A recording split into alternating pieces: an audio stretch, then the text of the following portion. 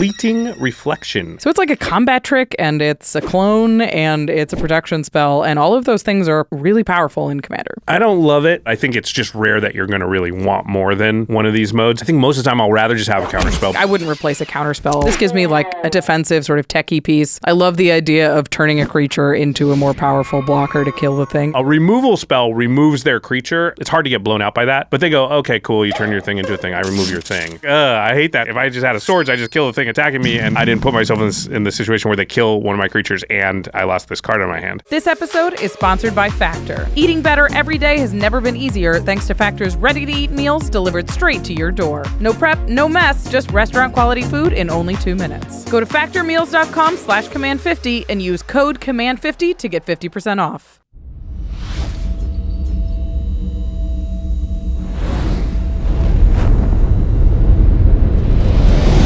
Greetings, humans. You have entered the Command Zone, your destination for all aspects of Elder Dragon Highlander.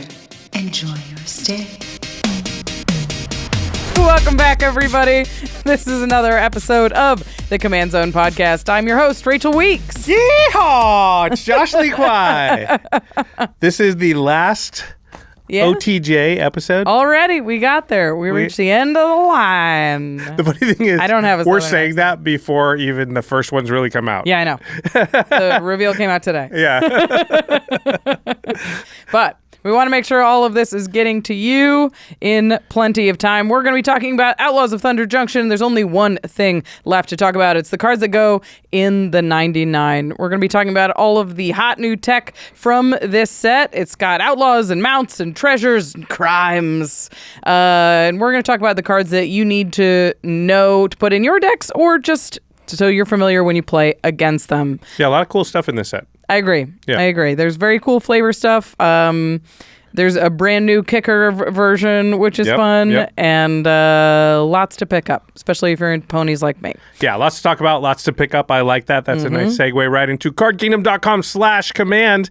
That's the best place to go to pick up your Magic singles product, anything at all. If you want to get your hands on these Thunder Junction cards, you want the precons, you want to draft it, you want the play boosters, or maybe you want to get fancy versions of the cards and the collector boosters. You can get all that at cardkingdom.com/command, or if you want to build a new deck around one of these new legendary creatures, you can get all the cards that would go in that deck from Magic sets of the past. Card Kingdom has a huge inventory, so they've got the cards you're looking for and the condition you're looking for, and it all comes in one convenient package all at once to your doorstep, so you're ready to just sleeve it up and play it right away. You don't wait for 5 or 6 of the packages to sort of trickle in over time.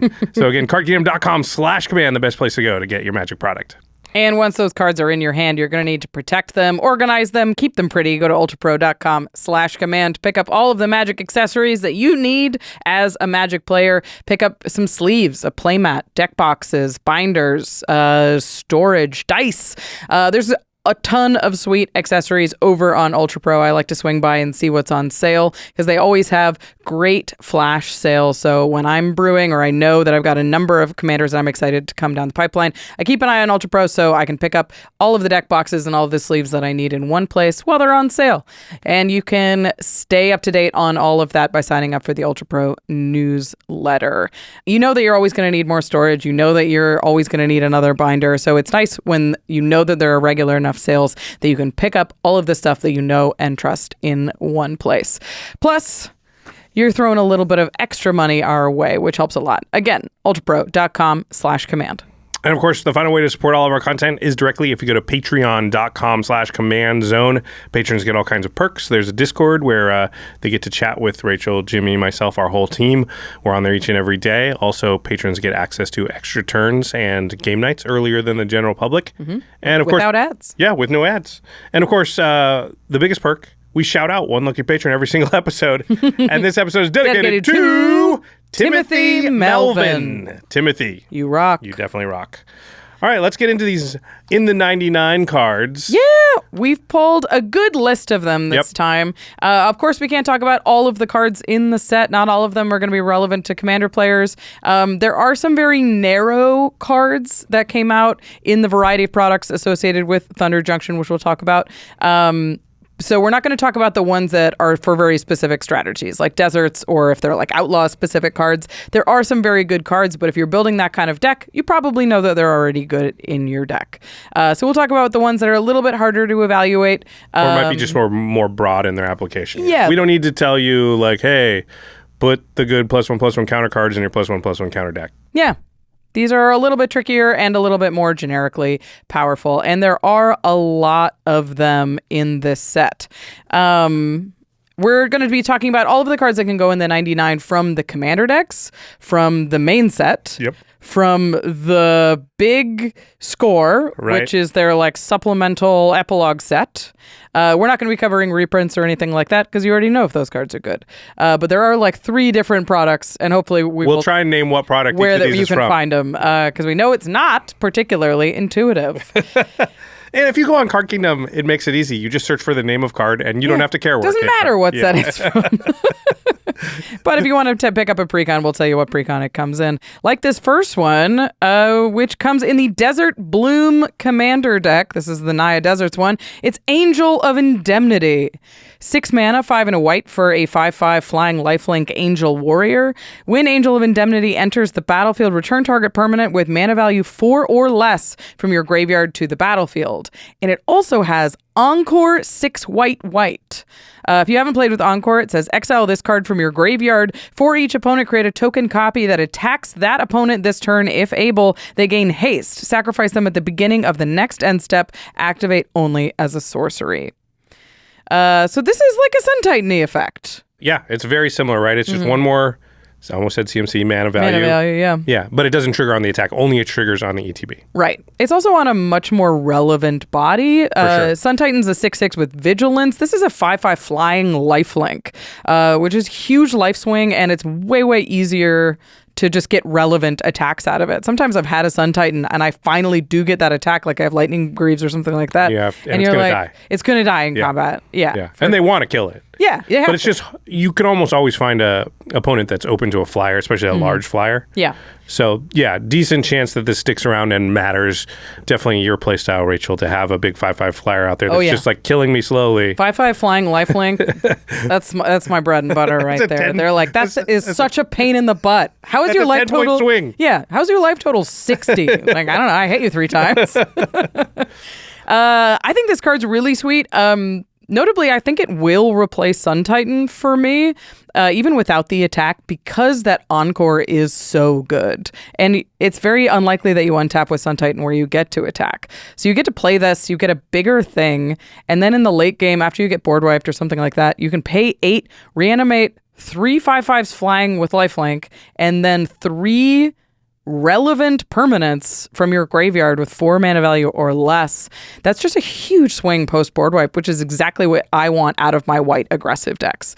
Like if there's a board wipe, you have nothing on board, somebody plays this, gains 15 life, deals 15 damage, encores it, and then brings 4 bodies back, you're like, I wasn't ready. It's pretty great. It's easier to cast than Sun Titan too. It's only 1 white. That too, yeah. Yeah. I think if you were sort of predicting or analyzing how many things you get back out of the graveyard with a Sun Titan on average, it's probably like, 4.2 mana worth of stuff, right? One, you get its trigger like 1.5 times maybe on average. Angel of Indemnity, I bet, is going to be quite a bit higher because maybe you won't on-card every game, but when you do, that's going to be 3 things. And I've never been in a game where a Sun Titan came down and attacked 3 times. Yeah, that's not, unless it's in a crazy blink deck. It just doesn't seem likely. If it likely. ever did that, I think everybody died by the second one because you would have to be in such a commanding position that you attacked with the Sun Titan, then attacked with it again, then attacked with it again. Like you had to have won that game already. Yeah. So Angel of Indemnity, like the times you do that is going to make up for the times that you don't above and beyond Sun Titan. So I do think, it's just going to end up being like you get more stuff back from it. So and the life swing is not nothing, like you said, especially on that Encore. That's a 15-point swing. We've all been in a lot of games where if we could just gain a couple of life, we would probably win. Yeah. Or be able to stabilize or not die, get 1 more turn. So this being able to give you that, I think it's very strong. I think a lot of people are going to look at that Encore and be like, 8 is too much. And 8's a lot. but I think this card is for that turn, and you don't feel bad tapping out for an 8 thing that you know is going to get 3 things back from the battlefield. Yeah, honestly, even if it just gets 3 lands, it sets you up so well to recover from a board wipe, even if that's all you got, and hopefully you get better than that, obviously. Yeah. But that just says, oh, my next turn, instead of having 8 mana, I have 11 mana. Yeah. You know, it's a total like that. And that, I'd say that's the floor for what you could expect to get. I often get a land with Sun Titan when the first time it comes out, but not always. But yeah, since there's probably been a board wipe or something that killed this, there's probably more stuff in your yard. And the fact that it can get back slightly bigger things is then therefore relevant at that moment in time too. So the difference between 3 and 4 in Commander is huge. 4 drops are... In white, that's your draw engines are at 4 drops most of the time, right? You can get back the new Trouble in Pairs. You can get back Mangara. You could get Smothering back... Smothering Tide. Panharmonicon. There's a hugely powerful cards. Panharmonicon. You get it back. It doesn't quite work. But you get 2 other things that have ETBs. There you go. Like I play Marshall's Anthem in my white decks. No, you play Angel of Indemnity, get back the Panharmonicon. Yeah, there you go. That board wipe. Yeah. And then you encore. Or sack it and just do that. Yeah. I'd like to get 6 things back, please. Pretty sweet. Like I play Marshall's Anthem in my white decks, and that's 4 mana and like 2 to multi-kick. That's 8 mana to get 2 things back, and this is 8 mana to get 3 things back on a better body. So I think this card's sweet. I'm excited about it. Yeah, very funny cool that it's in the desert deck. I'm not sure how good it is in the desert deck. Yeah, that's interesting. I don't know. They had to put the card somewhere. Yeah. At some points, I think they're just like dart at the wall. Where does this go? Yeah, it's white. Goes in that one. Yeah, okay. You want to read this next one? All right, the next card is called Annie Joins Up. It is 1 and Naya. So 1, a red, a green, and a white. 4 mana total for a legendary enchantment. When Annie Joins Up enters the battlefield, it deals 5 damage to target creature or planeswalker an opponent controls, and then has a static ability. It says, if a triggered ability of a legendary creature you control triggers, that ability triggers an additional time. That's their favorite text lately, is that ability triggers an additional time. Yeah, it is roaming throne for legendaries. Yeah. Legendary creatures, right? Because, it wouldn't obviously trigger your, I don't know, Chain Veil or something. Yeah, I mean, if this triggered legendary permanence, it would come in and deal 5 damage to 2 things. That's true. It triggered itself. Okay. That's why they didn't do that. Also because broken. 4 mana killed 2 huge things. Sounds really powerful. I do think that's kind of one of the things that makes this really good is the fact that like we're used to getting Panharmonicon, speaking of, which is a thing that kind of doubles, parallel lives, annoying procession type of stuff that like is a setup card that says successive things you do later on down the line will now be amplified, right? But usually those things don't also do a thing when they come in. We call them do-nothings, right? Right, yeah. Because they don't do anything until you do something else. Right. This is not a do-nothing, though. This is a removal spell. Yep. Not costed, but still a removal spell. Will kill almost every commander you're going to play against, right? Yes. 5 mana. And then sits there and has a very relevant, extremely relevant, because we know all these cards get played, ability. I mean, this is the kind of thing that I really like that they limited it to Naya. It's because it's roaming throne, but it's more controlled where we're not going to see it in every if this was single monocolored one. or colorless, you'd see it all the time and it would be extremely broken, But even in Naya, there's some really powerful commanders that this goes in, basically right? Every Naya commander you can think of. There's one in particular we've been talking about and seeing people talk about a lot lately is Voya, of course. Oh my gosh. It doubles the ward, it doubles the attack trigger. Because that card needed to be better. Yeah, it also curves under Voya, so you can play this into it. One I thought about, because I had an Atla deck, is Atla Polani. Yep. Because now all of your eggs, when your eggs die, they trigger Atla twice. Yeah, it doesn't double the creation of the eggs, but it doubles when the eggs get cracked. Right, yeah. You get 2 things, yeah. I would hazard to say almost every Naya deck or deck that has... There's probably some 5 colors, like Kenrith, it's probably, I guess, not. Yeah, those are all activated. Because those are activated abilities. But most things nowadays are triggered abilities, like enter the battlefields or when this happens. I mean, I'd say that's probably 80% of stuff. So you've got like Joda the Unifier. Yeah, it's gross with Joda. Yeah. It doesn't double that +1/+1, but it's when you cast a legendary, which it's a legendary spell. Yep.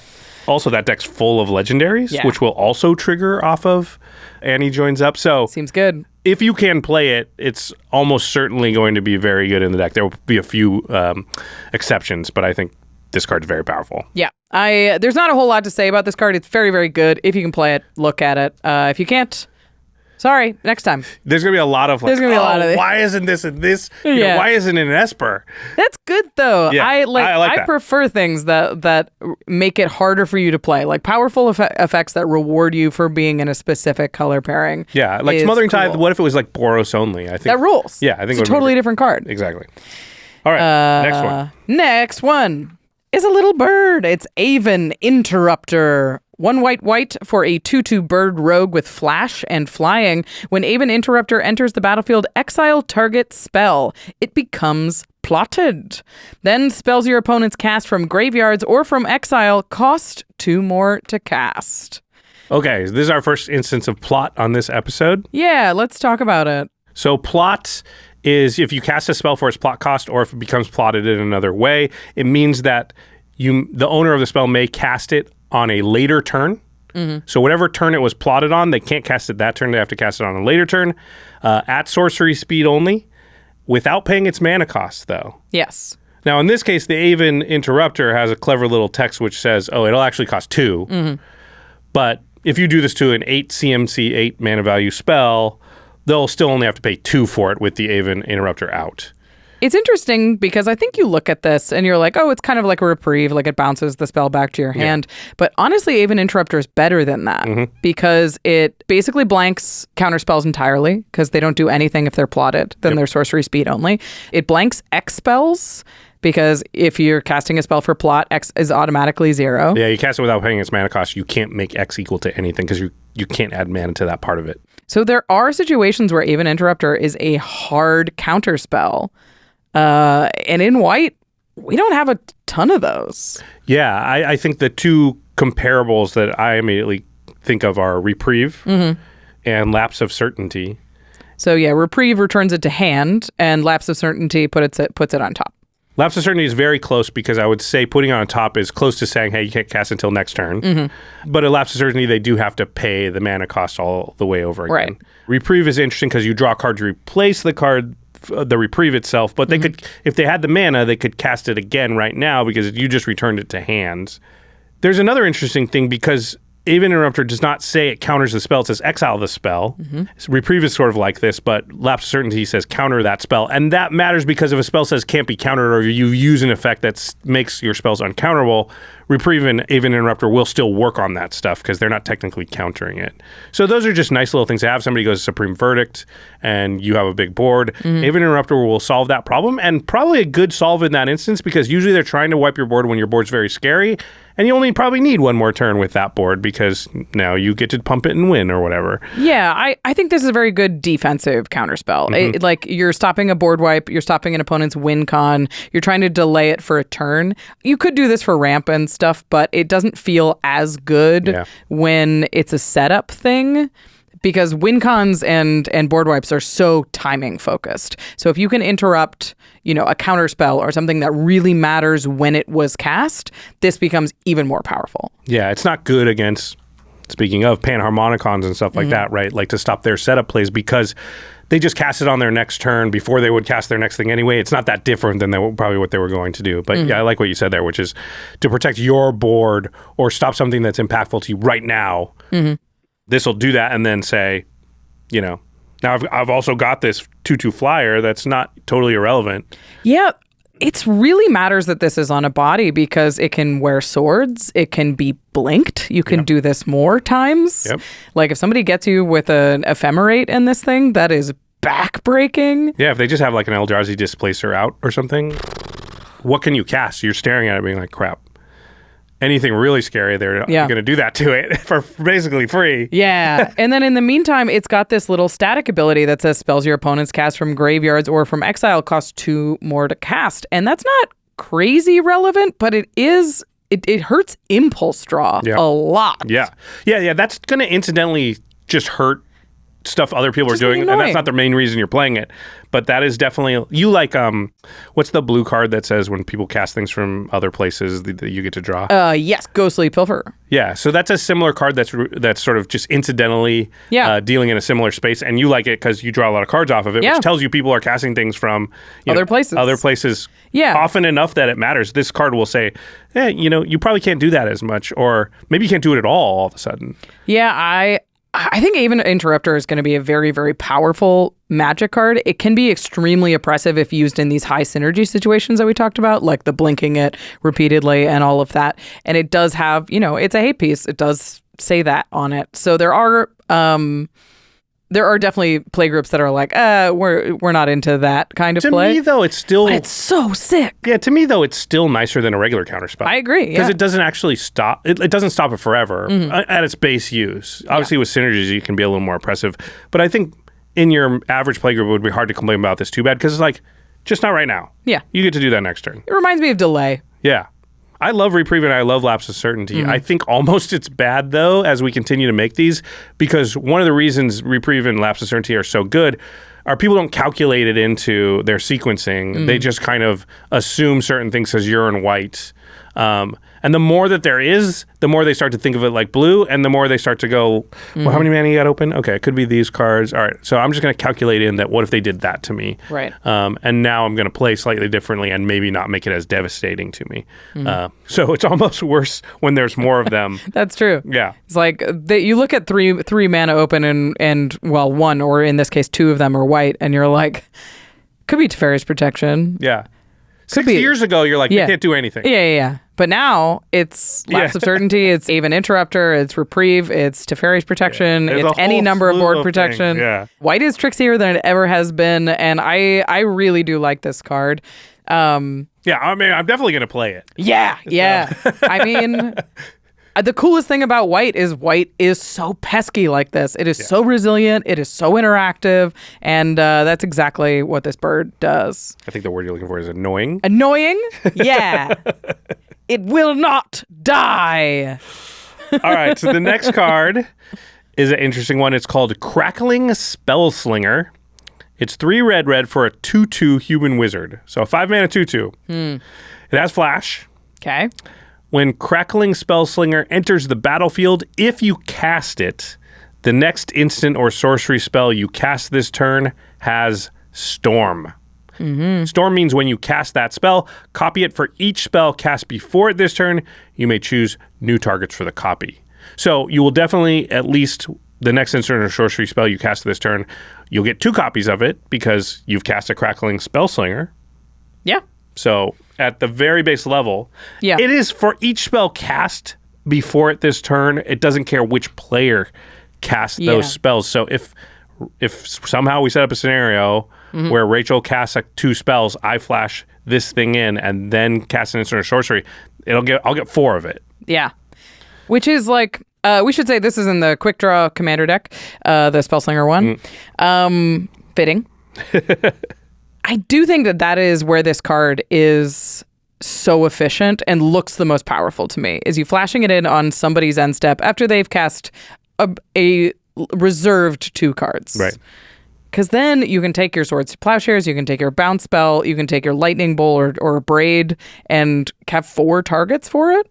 Pretty good. It's a lot of mana to hold up in red. 7 mana if you cast this and then a Braid. But right.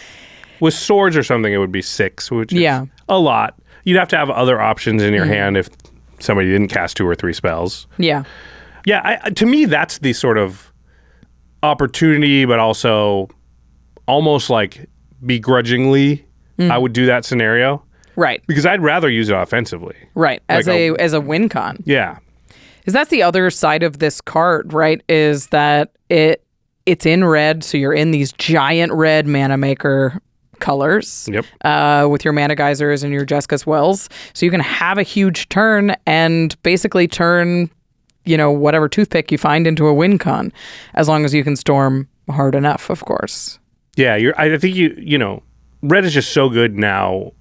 Like you said, Jessica's Will, Mana Geyser. There's also Dockside, Stormkilling Artist, Bergie, even like Seething Song, and there's a whole bunch of little pieces in there where if you're a Spellslinger deck, I don't think it's super hard to imagine scenarios where you're using this. Either you use this into Mana Geyser to just get twice as much mana, or you Mana Geyser into this to then cast 3 or 4 more other things before you say, okay, I've cast 7, 8 things, and now I'm going to I guess you have to sequence this, obviously, where you cast the other things and then Crackling Spellslinger. And then whatever, you might be able to just do a lightning bolt in there at the end and be like, I have 22 lightning bolts, though.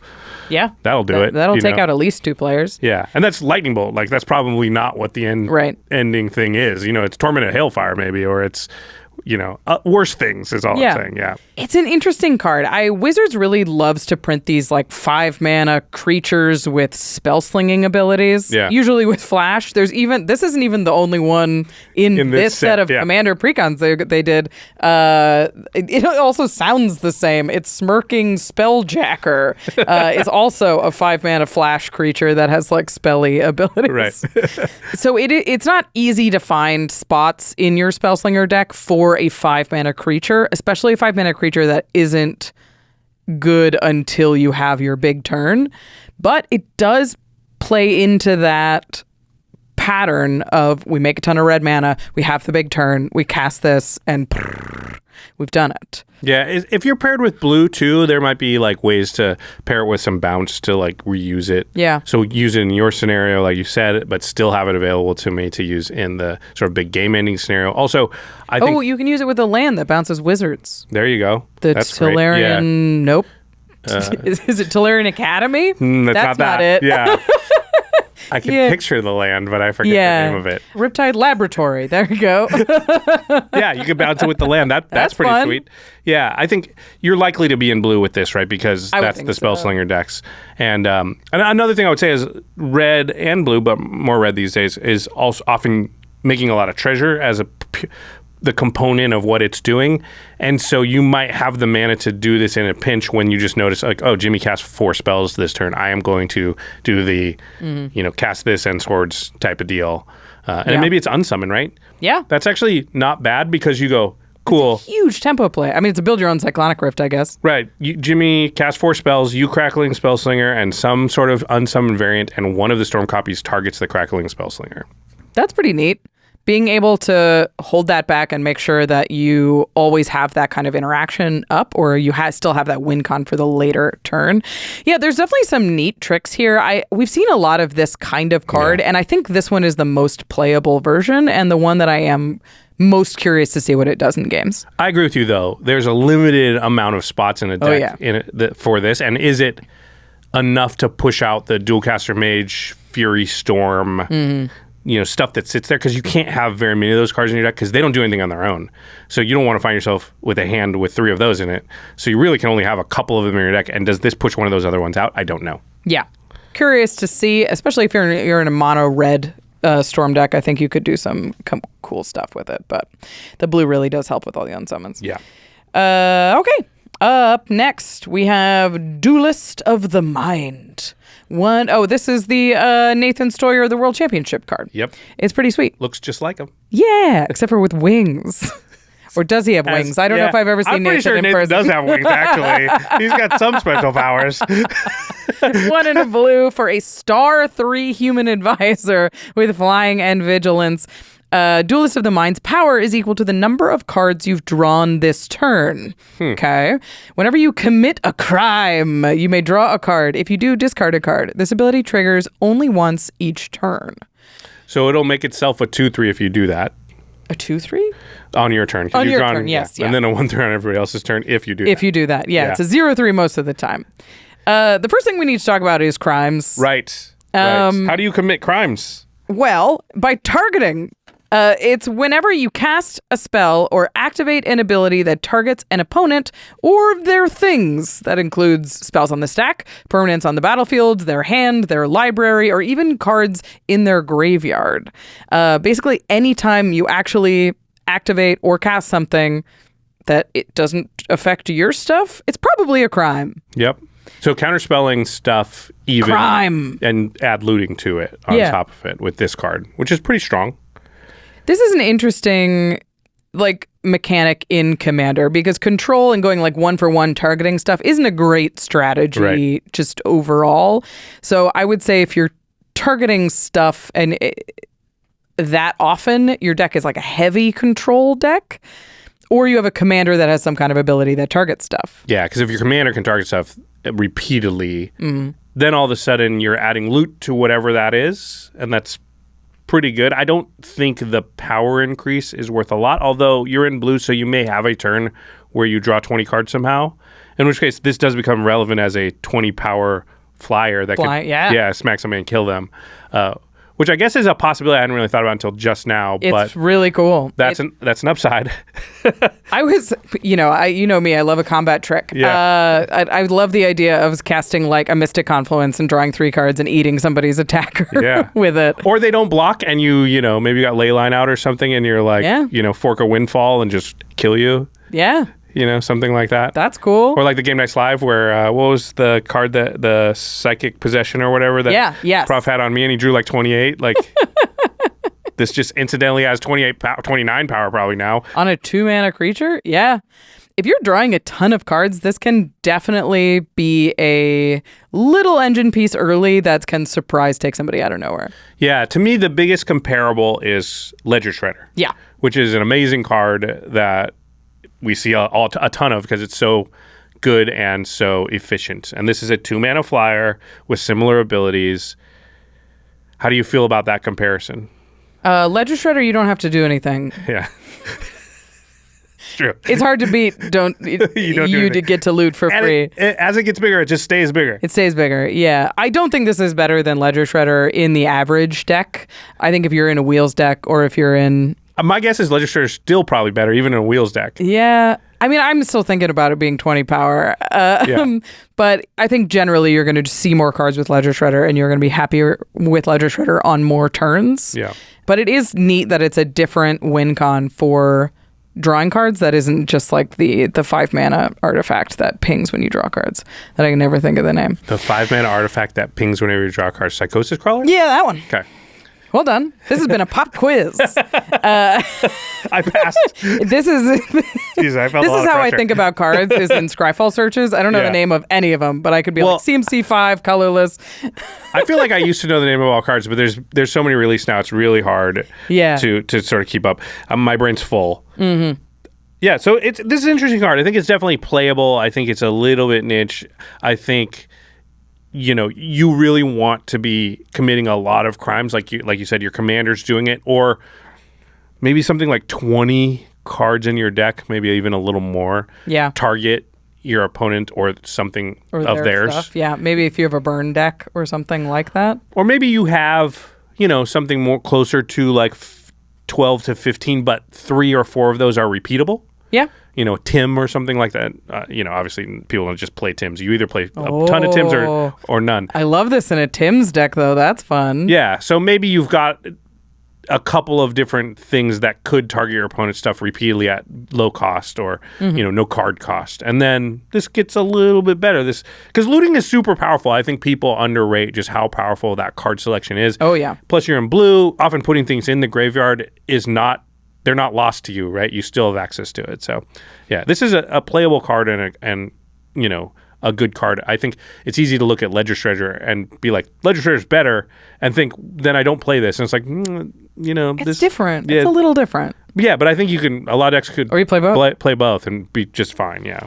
Yeah, I was looking at... I had a tough time picking cards with crime on them for Commander because you just really, really need that repeatable ability. Yeah. So I was like looking for commanders that fit the crime profile. Yeah. You need to go work for the FBI for this. Yeah. And first of all, Fblthp is full of crime. Yep.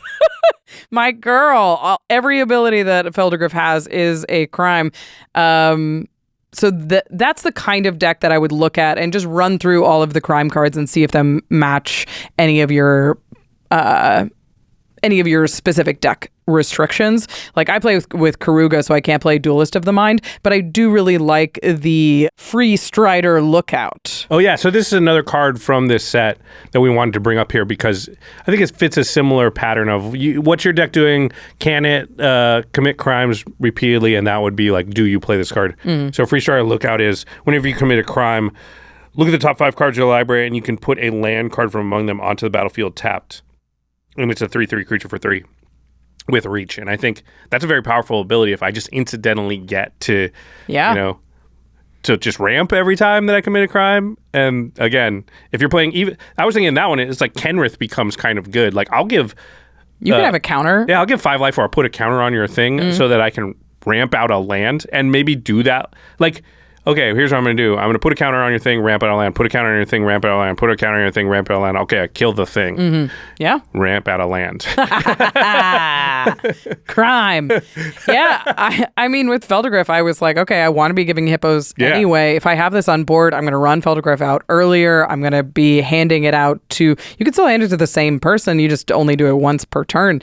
The once per turn limitation isn't so bad in Commander if you can do it at instant speed. Yeah. The other cool like crime enabler that I found was Scarab God. Oh, yeah. Which is really good with Duelist of the Mind because the looter's really good with Scarab God, and if you pick off stuff in their graveyard, that counts as a crime. Yep. So there's definitely some cool things you can do. Check your commanders, see if any of them can repeatably do crimes, and then you can look at the crime cards a little bit closer. All right. Oh, boy. Wow. I did the thing where I threw it and it landed almost, Oh, he's back. Okay, the next one is everybody's favorite and very cute in his cowboy hat. It's Fblthp, Lost on the Range. 1 blue for a 1/1 legendary homunculus. Has Ward 2, as everything does these days. You may look at the top card of your library at any time. The top card of your library has plot. The plot cost is equal to its mana cost. You may plot non-land cards from the top of your library. This is a very interesting card. And it's sort of like the Aven Interrupter where it plots something that doesn't have plot, where it's lets you just put a ton of stuff into exile if you keep hitting spells, that is. Right, it can't plot land, so it works like Future Sight in all of the variants where sort of once you hit those, you know, Future Sight, I guess you can get through the first one and you can play it, right?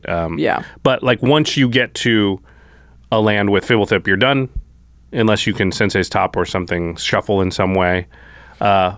Plot itself is really hard to evaluate for me. Because I agree. How likely is it that I'm able to pay any amount of mana for something that doesn't do anything right now? It's really interesting. Like proactive spells that you want to further your board, but you also it gives you this strange thing where you can commit mana for a big turn later. So that's like certainly one play pattern in Commander. Right. But then committing mana and not having any defenses, not having anything, not having any creatures sort of leaves you a step behind. So Fblthp is one of those things where it's like, I wonder if you look a step behind and you're actually a step ahead, like kind of like a Vidalcanori thing, or if you look a step behind and you're a step behind. Well, and also they see what you plotted. Yeah, the face-up thing is so tricky. Yeah, so if it's something awesome, they know that's coming. There's no obfuscating it. Now, you can cast it off of plot at any turn after the turn it was plotted, so you don't have to do it the next next turn. It's your turn, Yeah. At sorcery speed. Yeah. But it doesn't have to be the very next turn. And I think that can work in the favor of certain effects where it's like, I'll just let it sit there. And like, you know, if it's a board wipe or something, it's like, people know you got it. They have to play weird, but you can just be like, you didn't, want to stick your neck out and put any creatures out. I just won't cast it. Yeah. And then it becomes like Navinural's Disc or something. So that in that case, you could use it to your advantage, but it's definitely to your disadvantage if you go, plot expropriate, go. They're like, they're going to try and kill you. We're going to kill you now. Yeah. And definitely going to hold up their counter spells. If it's some awesome creature, Nyx Blue Ancient, go. They're going to play hold around up, it. Yeah, they'll be like, well, I'm definitely not tapping out. I'm just going to hold up this Swords to Plowshares or whatever. And so that give and take is just hard to evaluate. It's hard for me to tell how good or bad that will be. So the best place that I can think about it is if you have a commander that you generally want out early, or you want to wait to cast spells until your commander's on the board, is like a big thing. Like Joda the Unifier is something that we mentioned already. So if you can plot a couple of creatures, slam Joda, and then cast this from exile, cast this from exile, cast this from exile, and have a huge turn. Yeah. That's very powerful. Yeah. Yeah, that play pattern of my commander is a setup card. And what I generally have to do without the plot is play it, cross my fingers, hope to untap, then do stuff that gets me the value or the synergy from the commander. Or wait until you have the mana to do both on the same turn. Right. Or, you know, and you may still have to do this, wait until I can at least hold up some counter magic or some protection so I have a better chance of untapping with it. Or wait until I have Swiftfoot Boots or Greaves or something out and then do it. So this is another way to kind of tweak that play pattern of make sure I get value out of my commander. That's interesting. I think if that's a really important part of your deck, then maybe Fblthp belongs. Speaking of Greaves and Swiftfoot Boots, I think plot gets a lot better if you have a bunch of haste enablers in your deck. Yes. Because then you plot a creature, and normally it's like, man, I'm not going to attack for that creature with that creature next turn either. It'll be the turn after that when it comes off a plot. That's a long time. Yeah. But I've got Greaves or Swiftfoot Boots. I got an Anger. I got Rhythm of War or whatever in my Wild, deck. yeah. Rhythm of the Wild in my deck. Then that's enough to kind of make plot probably a little bit better in my deck than the average deck. Makes it a little more like suspend. And I think all those things you just have to factor them in, but it's really hard for me in my mind right now without sort of seeing it all in action. And it's going to be very situational too. There'll be certain games where like I can't afford. There's a cool card on top of my deck, but I can't afford in this game against Rachel because she likes to fill the board up really early to just, you know, pay 5 mana, put that on plot and do nothing this turn. Yeah. Like if you ramp on 2, cast Fblthp on 3, and then hit a land on top, you're like, ugh. Yeah, because you played a 3 mana 1/1. Yeah, and this is terrible. Yeah. And then next turn you plot like 2 things, and you still only have a 3 mana 1/1 and a rock. Yeah. And then you cast Joda and cast those things. That's a big turn, but like everybody can see that coming. Yeah, if they just counter Joda or kill it immediately, like you're in pretty big trouble there. And they saw it coming. Yeah, I mean, if you're playing against Joda, they know they have to counter it anyway. But well, they don't have to counter it always. Sometimes you can kill it. You can kill it later. Like if they cast it early and do the cross your fingers thing. Yeah, it's interesting. And Fblthp is so different. I think the natural thing that you compare it to is Reality Chip, right? Yeah. It's a cheap effect that lets you cast stuff off your library. Gives you some card advantage. Yeah, and it's like Reality Chip is 2 to cast, 3 to equip. You can't cast until you equip, but you know when you need to equip, basically. Yeah. And I still think Reality Chip is so much better, even with that mana value reduction. Way better. Because you get this stuff now. Yeah, but there are definitely decks where I could see Fblthp being really, really powerful, where you can just bank a bunch of mana for that one turn, like in a Storm deck, where you're like, all right, I know I'm going to get hit for a little bit, but I'm going to bank some spells. I'm going to pre-cast a bunch of things so I can get my Storm really high on my next turn. I have 3 free spells, and I'll take the damage in the meantime.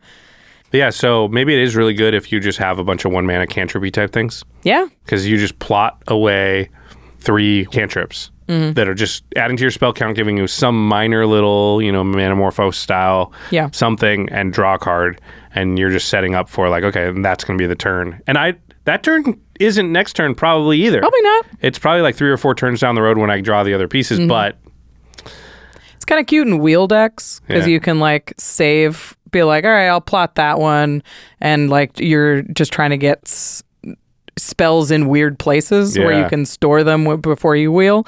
But there are some use cases where plot is really interesting. The more we talk about it, the more I think it's probably better with instant and sorcery based stuff than it is with creatures. But just because of the summoning sickness aspect of it. So maybe it works that way with artifacts and enchantments as well. But yeah, I hadn't really thought about it that way before. But there's like a Guardian project with plot.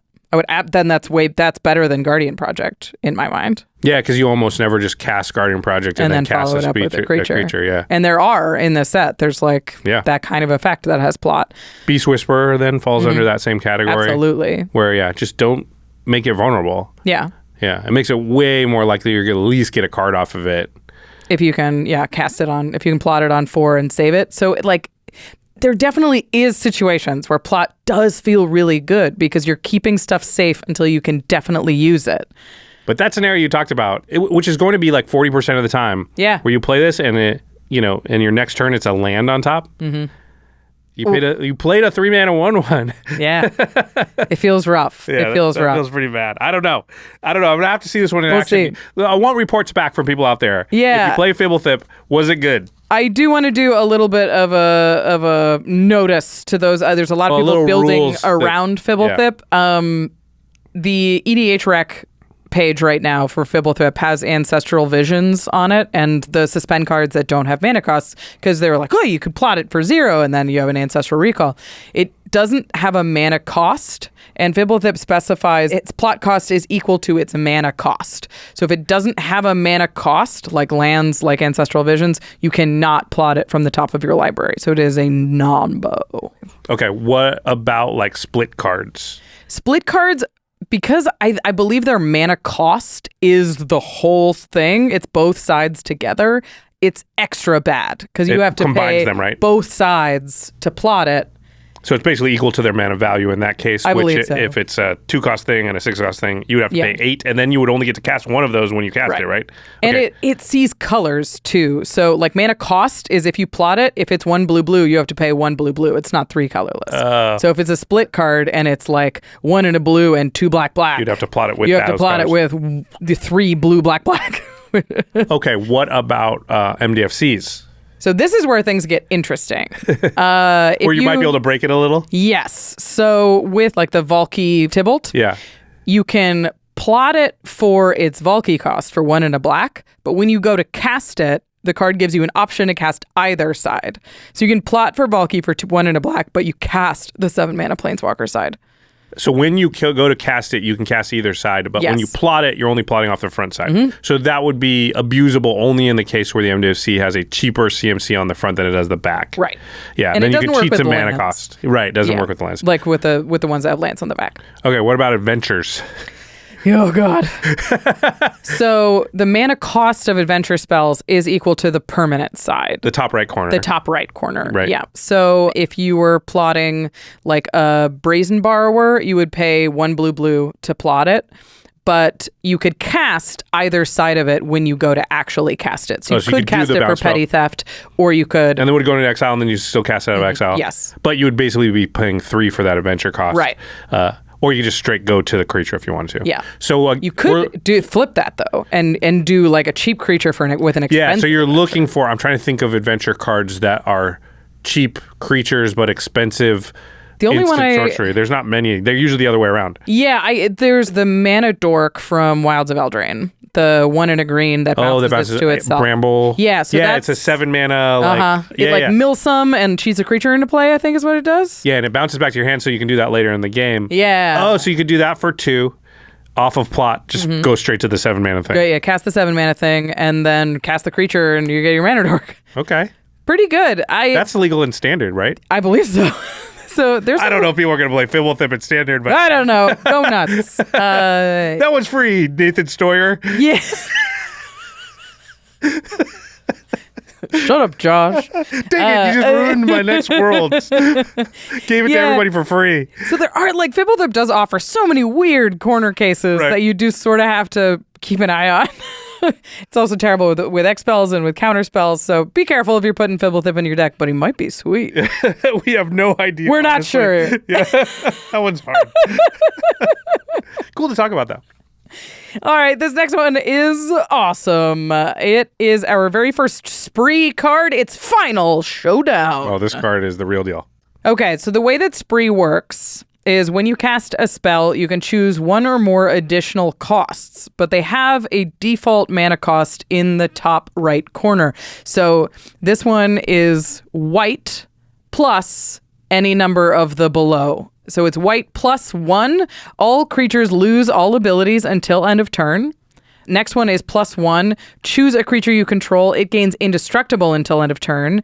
And the third ability is +3 white. Destroy all creatures. So you could pay 1 and a white to have creatures lose all abilities. You can pay 1 and a white to have a creature you control gain indestructible until end of turn. You could pay 3 white and destroy all creatures. Or you could do any combination of any of those things. Yeah, the original white you don't have to pay twice, but if you wanted to say, immediately when I look at this, I say, I want to give one of my things indestructible and then kill everything else. Yeah. That would cost 1 white plus 3, so 7 altogether. Yeah, just to do that. To do those 2 things, and you wouldn't have everything else lose all abilities. If you want to do that, you got to add 1 more mana to what I just said. Yeah.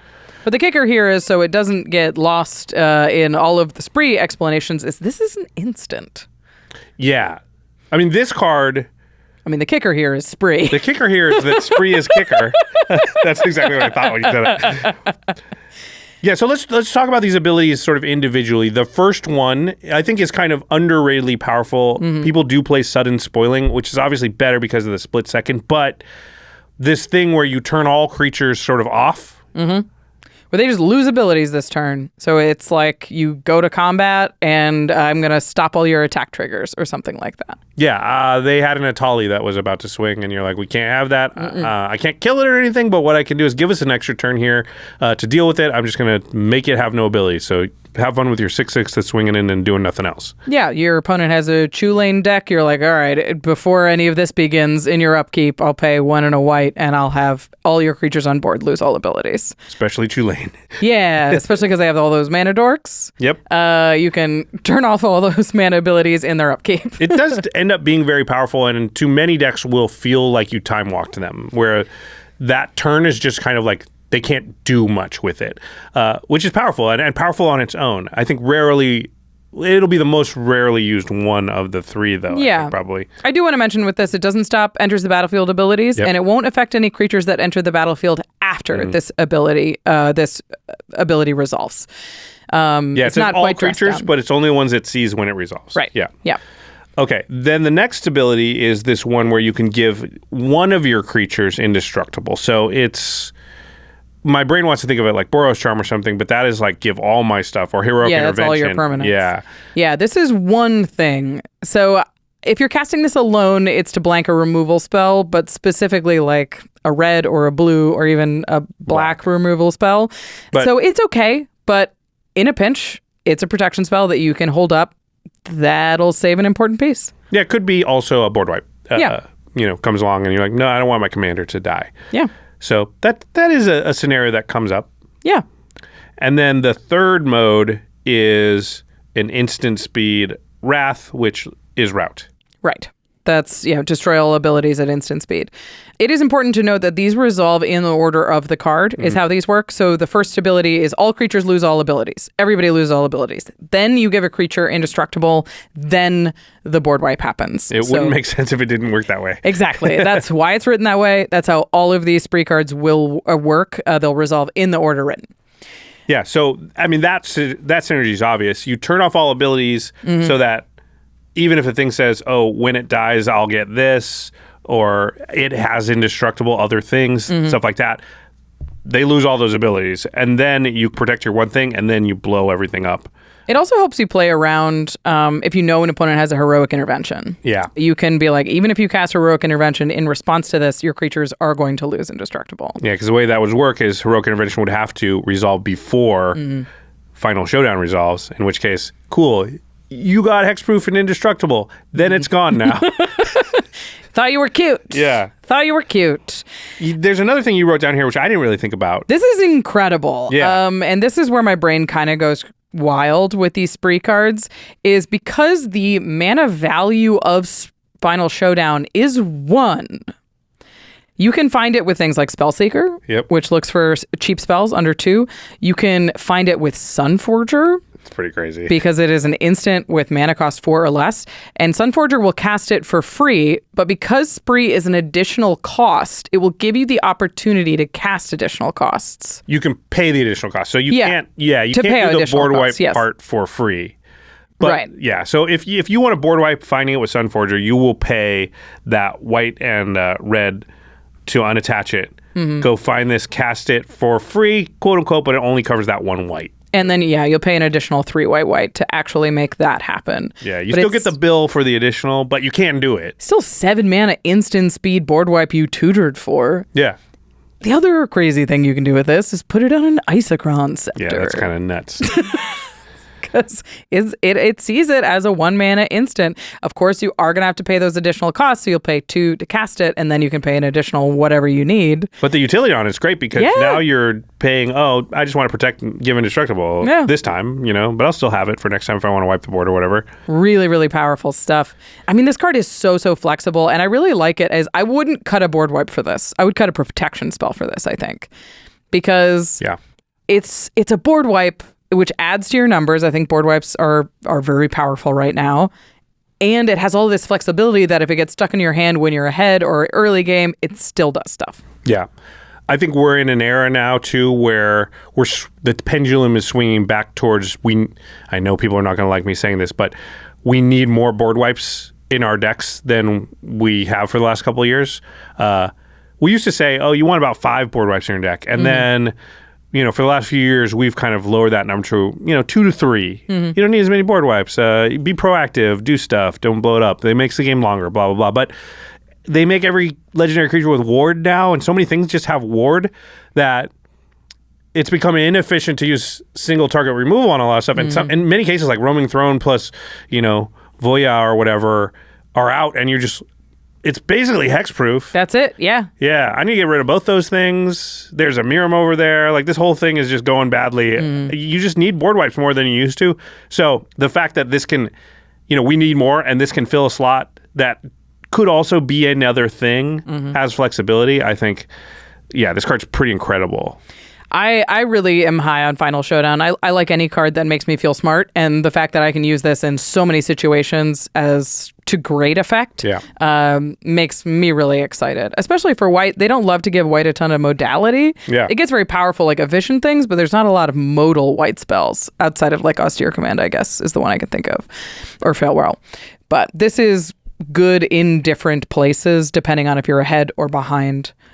You'll find a way to get value out of it. For sure. Yeah.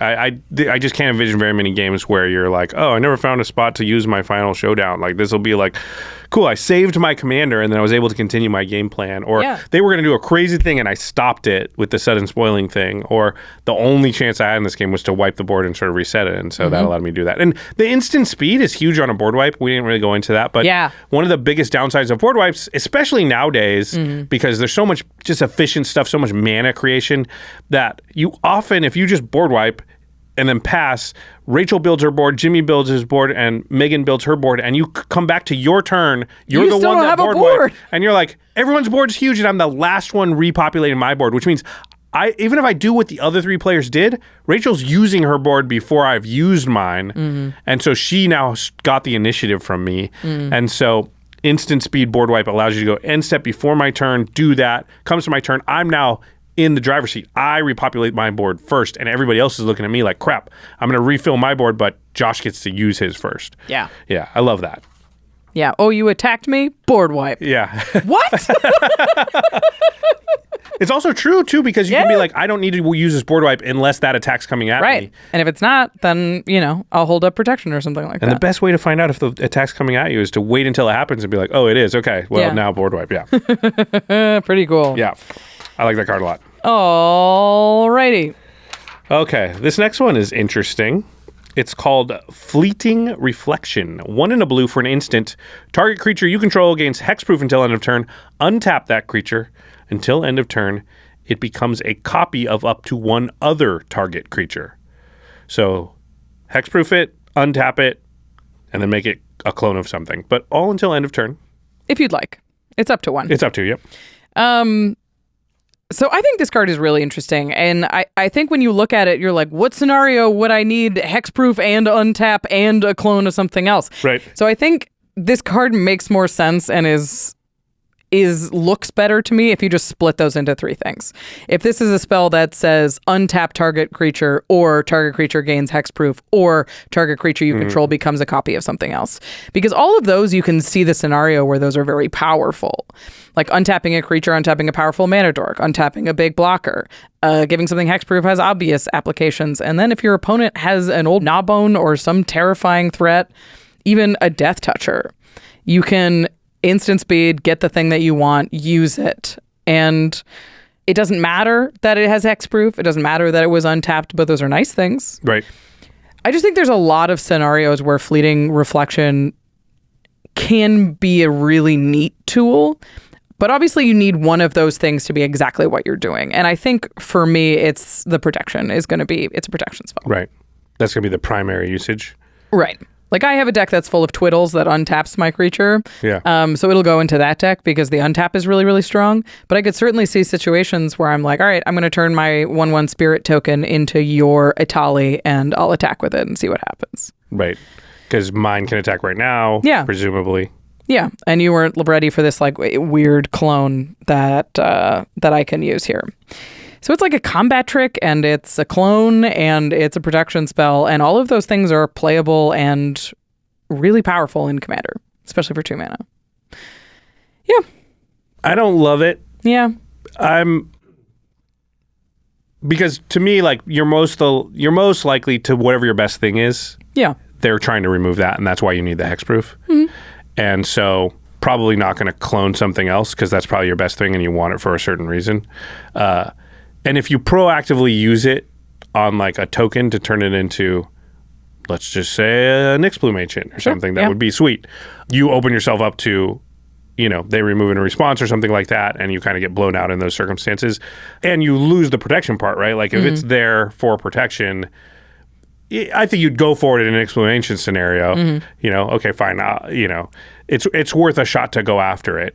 So I think it's not like it's not usable, but I think it's just rare that you're going to really want more than one of these modes. And the protection one being the most important means like, I think most of the time I'll rather just have a counterspell because I can be so much more proactive with the counterspell. It doesn't just protect my thing. It also stops their other stuff. So if I replace a negate with this, I feel like my flexibility with negate is much greater than my flexibility with this. Yes, negate cannot turn my spirit into an Avacyn, but most games I don't run into a situation where I wish my negate could turn my spirit into an Avacyn.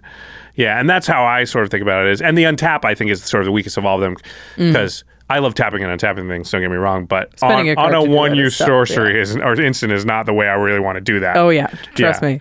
But you might come into scenarios where you do find that it is worth it to do that. I just think it's hard to predict with any given game, or even 1 out of 10 games is going to present you with that shot.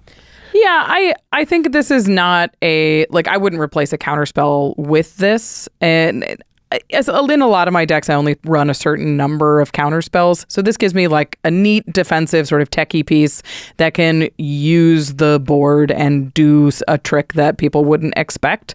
I love the idea of turning a creature into a more powerful blocker to kill the thing. It becomes a removal spell, but you have to play it really, really, really sharp, and you need to have creatures on the board to use it. So it's not as good as a negate, but I do think that it's like... But the problem is there's so many versions of negate that like you're just choosing to play, which I think is fine for like, I want to keep my power level of my deck down or other reasons. But like, oh man, that scares me, that scenario where like I cast it on my thing so I can block you. A removal spell removes their creature and you can't really, it's hard to get blown out by that. But they go, okay, cool, you turn your thing into a thing, I remove your thing. And it's like, I hate that scenario. I would just rather, like, if I just had a swords, I just kill the thing attacking me, and now I didn't put myself in the situation where they kill one of my creatures and I lost this card in my hand. It's just a more interesting card than putting another blue removal spell or another counter spell into your deck. And it presents these sort of strange situations where you're like, okay, I'll clone my Archmage Emeritus or something like that. And now I have 2 of those. And you know that you've got these tech pieces that are really valuable if you have them cloned, or you know that untapping is a big part of your strategy. This is going to be a more useful tool than it looks, because it looks like bulk. I think it's neat. Yeah, it could go in a spells deck because I could see like getting a second Stormkiln Artist. You can't get a second Berkey though. Yeah. You get a second... you can't get a second legendary, basically. What's the red thing that when you sack a treasure, you get her the red back? The new one. Oh, jeez. I forget. Pop quiz! Oh, no. I lost this one. Proctor is a totally another card. Okay. Goldspan Dragon is another one that would just make your treasures tap for more. There's some things, so maybe there's situations where I want 2 of a thing. Yeah, I mean... Wouldn't I just rather play the mirror, what's the artifact that can just turn into stuff? Yeah, Mirage Mirror. Mirage Mirror. I win! Pop quiz! I just keep... I know this is a magical Christmas land, but I keep imagining attacking with 4 things and turning one of your unblocked creatures into an old knobbone. Yeah, sure. And making 12 treasures. Yep. You're like, hi-ya! For all those times when people just play old knobbone and pass, and you're not dead. Sweet. Turn this into your Ulamog. All right, we got one more before the break here. Yeah, it's another spree card. This one's the Great Train Heist. So its mana cost is red. Its first ability is +2 and a red. Untap all creatures you control. If it's your combat phase, there's an additional combat phase after this phase. The second one is +2 colorless. Creatures you control get +1/+0 and gain first strike until end of turn. And the final one is +a red. Choose target opponent. When a creature you control deals combat damage to that player this turn, create a tapped treasure token. So this is an extra combat spell. Yeah, that's the main component, right? Yeah. It's sort of like the board wipe. But it's not as flexible, I think, as Final Showdown, where you're like, here, this part's good, and here, this part's good. It's like, this is an extra combat. If you have additional mana, maybe it's a little pump. Yeah, I think you could do the pump first strike sometimes as just like, I want to get an attack and it allows me to get a big attack in that I can feel good. Like if they block, I don't just get destroyed here. I have something. Yeah. Yeah, but in general, you're going to want to save this, set it up for like, I have a really good attack. I'm going to do that twice. I'm going to make treasures. I'm going to hit them harder than they think. Right. Yeah. I think the main thing to talk about this is it's less about spree because it's just a 4 mana instant speed extra combat is just how much better is instant speed extra combats than sorcery speed extra combats? Like, what is the difference between that? It's a decent bit better because if you have to cast a sorcery speed one, I know like if I can block and kill anything, I should because it won't be swinging at me a second time. Right. So that kind of matters. You can cheat some more damage in there for sure. Like if you think you're only getting hit for like 6, you're like, I guess I'll take 6. Yeah, but that's going to be a second one, follow-up one. Mm-hmm. Yeah. Suddenly it's 5 mana, all those things are 1 bigger, and you have a second hit.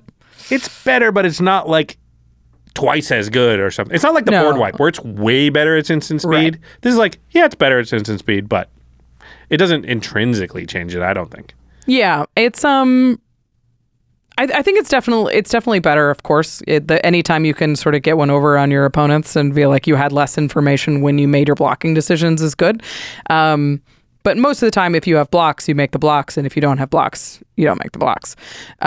Like, let's say that there was a sorcery version of that same effect that was 1 less mana. You would play the sorcery version like 100% of the time. I would think so, yeah. Whereas a board wipe, let's say Wrath of God first of 5 mana, there's no 5 mana instant speed board wipe in white. But if there was, you'd play the instant speed one 100% of the time. Yeah, I would think so. Yeah, so I think that shows you kind of the difference in power level between instant and sorcery for different kinds of effects. Yeah.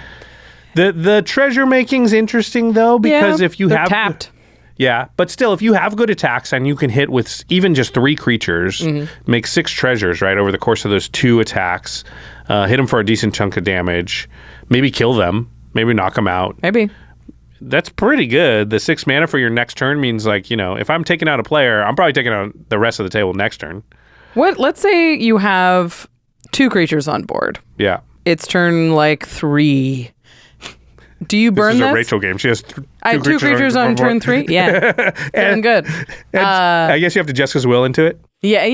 Yeah. I mean, not if you don't even do the extra combat, would you just burn this treasure thing? Like if you would spend 2 mana to get 2 tap treasures? I don't think I would. Yeah. And then, I mean, even next turn you untap, you have 6 mana? Yeah, but it's 1 use mana. I think if I got 3 treasures, I would start to think about it. Yeah. But I don't think, would you? Would you pay 2 mana for 2 tap treasures? Depends on what my commander is, I guess. If I could like slam an Aurelia after that, then maybe, but... Old school Narset or something? Yeah, something like that. If it's really important that you get your commander down early, this is sort of and your commander protects itself so that it doesn't immediately get removed, and I basically lost this card and the commander. Right, yeah. It's really tough for me to imagine spending either of the 2 abilities without the extra combat. So that's what I was thinking. It was like, when are the treasures most impactful that you wouldn't be using the extra combat? If you were really wide and you had a lot of tokens, you could think about it in that, like maybe the first attack is, well, if the first attack's going to knock somebody out and there's still other players left, you might as well use the second attack on the other player. So yeah, it's hard to, you're right. It's hard to imagine a lot of scenarios where you're not just holding this for the extra combat. Mm-hmm. Yeah. Yep. Cool. We still have a lot of cards to talk about. It's worth mentioning you can find this with Sunforger also, which is really, really good. And put it on Isochron Scepter, too. Yeah, you can do it like you can hit with the Sunforger equipped and then pop the Sunforger off and cast this. This gets way better with Isochron, actually, because the treasures pay for the next one. So that's cool. that becomes cool. I'm getting extra combats every turn once I could kind of get in. Yeah. I would think about this as 2 red for an extra combat with some upside, especially if you have some synergy like Sunforger or Spellseeker. Okay, now we're actually moving on. We've got some other cards to talk about. This episode, we're going to talk about a new Hate Bear for tokens. It is about time, and a brand new Jitte. We will get to those after a few words from our sponsors. A truth seeker. I am Mirko. Some call me the obsessive theorist. Me? Obsessive? After years of being ripped off by overpriced wireless providers, I am not obsessive. I am merely vigilant. That's why when Mint Mobile seemed like an unbelievably good deal, I investigated. What I discovered was shocking. You see, there is no catch. By foregoing the cost of retail, they can truly provide 3-month plans starting at only $15 a month. Astonishing. No more unexpected overage fees, no jaw-dropping monthly bills, just glorious high-speed data and unlimited talk and text on the nation's largest 5G network.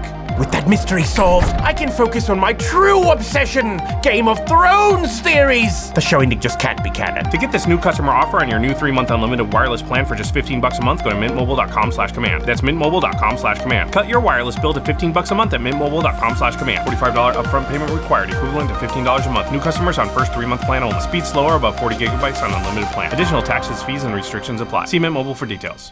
And those lands will trigger Tireless Provisioner, and I will make 2 food tokens. Wait, you'll make what? 2 food tokens. But you can make treasure. You love treasure. Oh, God. What is happening? I didn't have time to eat earlier, and I have food on the brain or something. Didn't have time? Sounds like you need to start using Factor.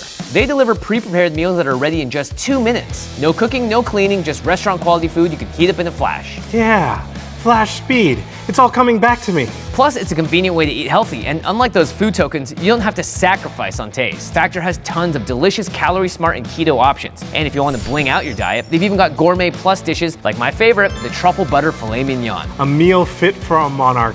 The card draw of food. I remember now. I love value. Exactly, so Factor's perfect for you. All right, I'm gonna sign up right now.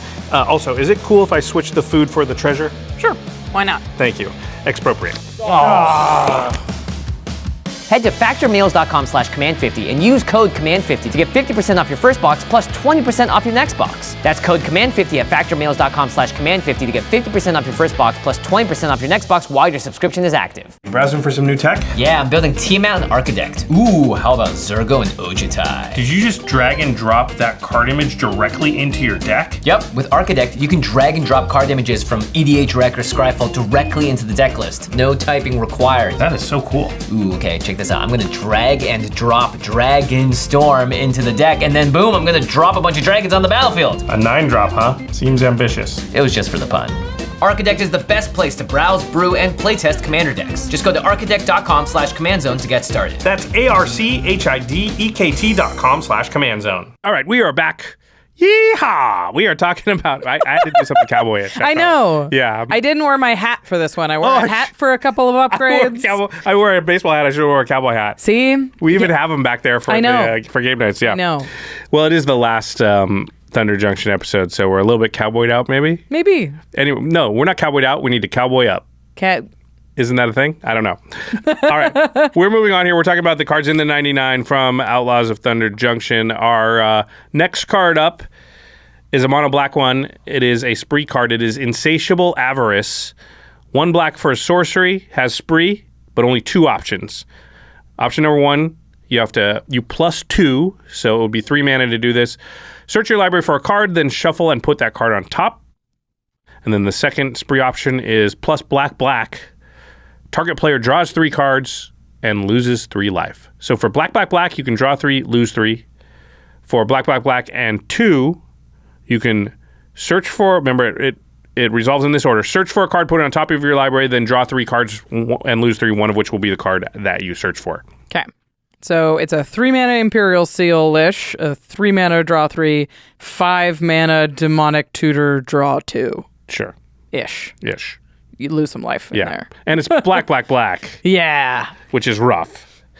Yeah, this is an interesting... I think the first mode is an incredibly overcosted tutor. Yep. And if you don't have a way to draw it immediately, I would feel very behind. Yep. Just paying 2 and a black for a top-of-library tutor. Yep. But 3 mana, draw 3, lose 3, that's a card that we would play. Absolutely. I mean, that's like mono black Painful Truths, kind of, which is 3 mana, draw 3, lose 3. You have to be very heavy black because it's black. So that the casting cost is tough. But if you're mono black or maybe 2 color, but like 60% of your deck is black and your mana leans towards black a lot more.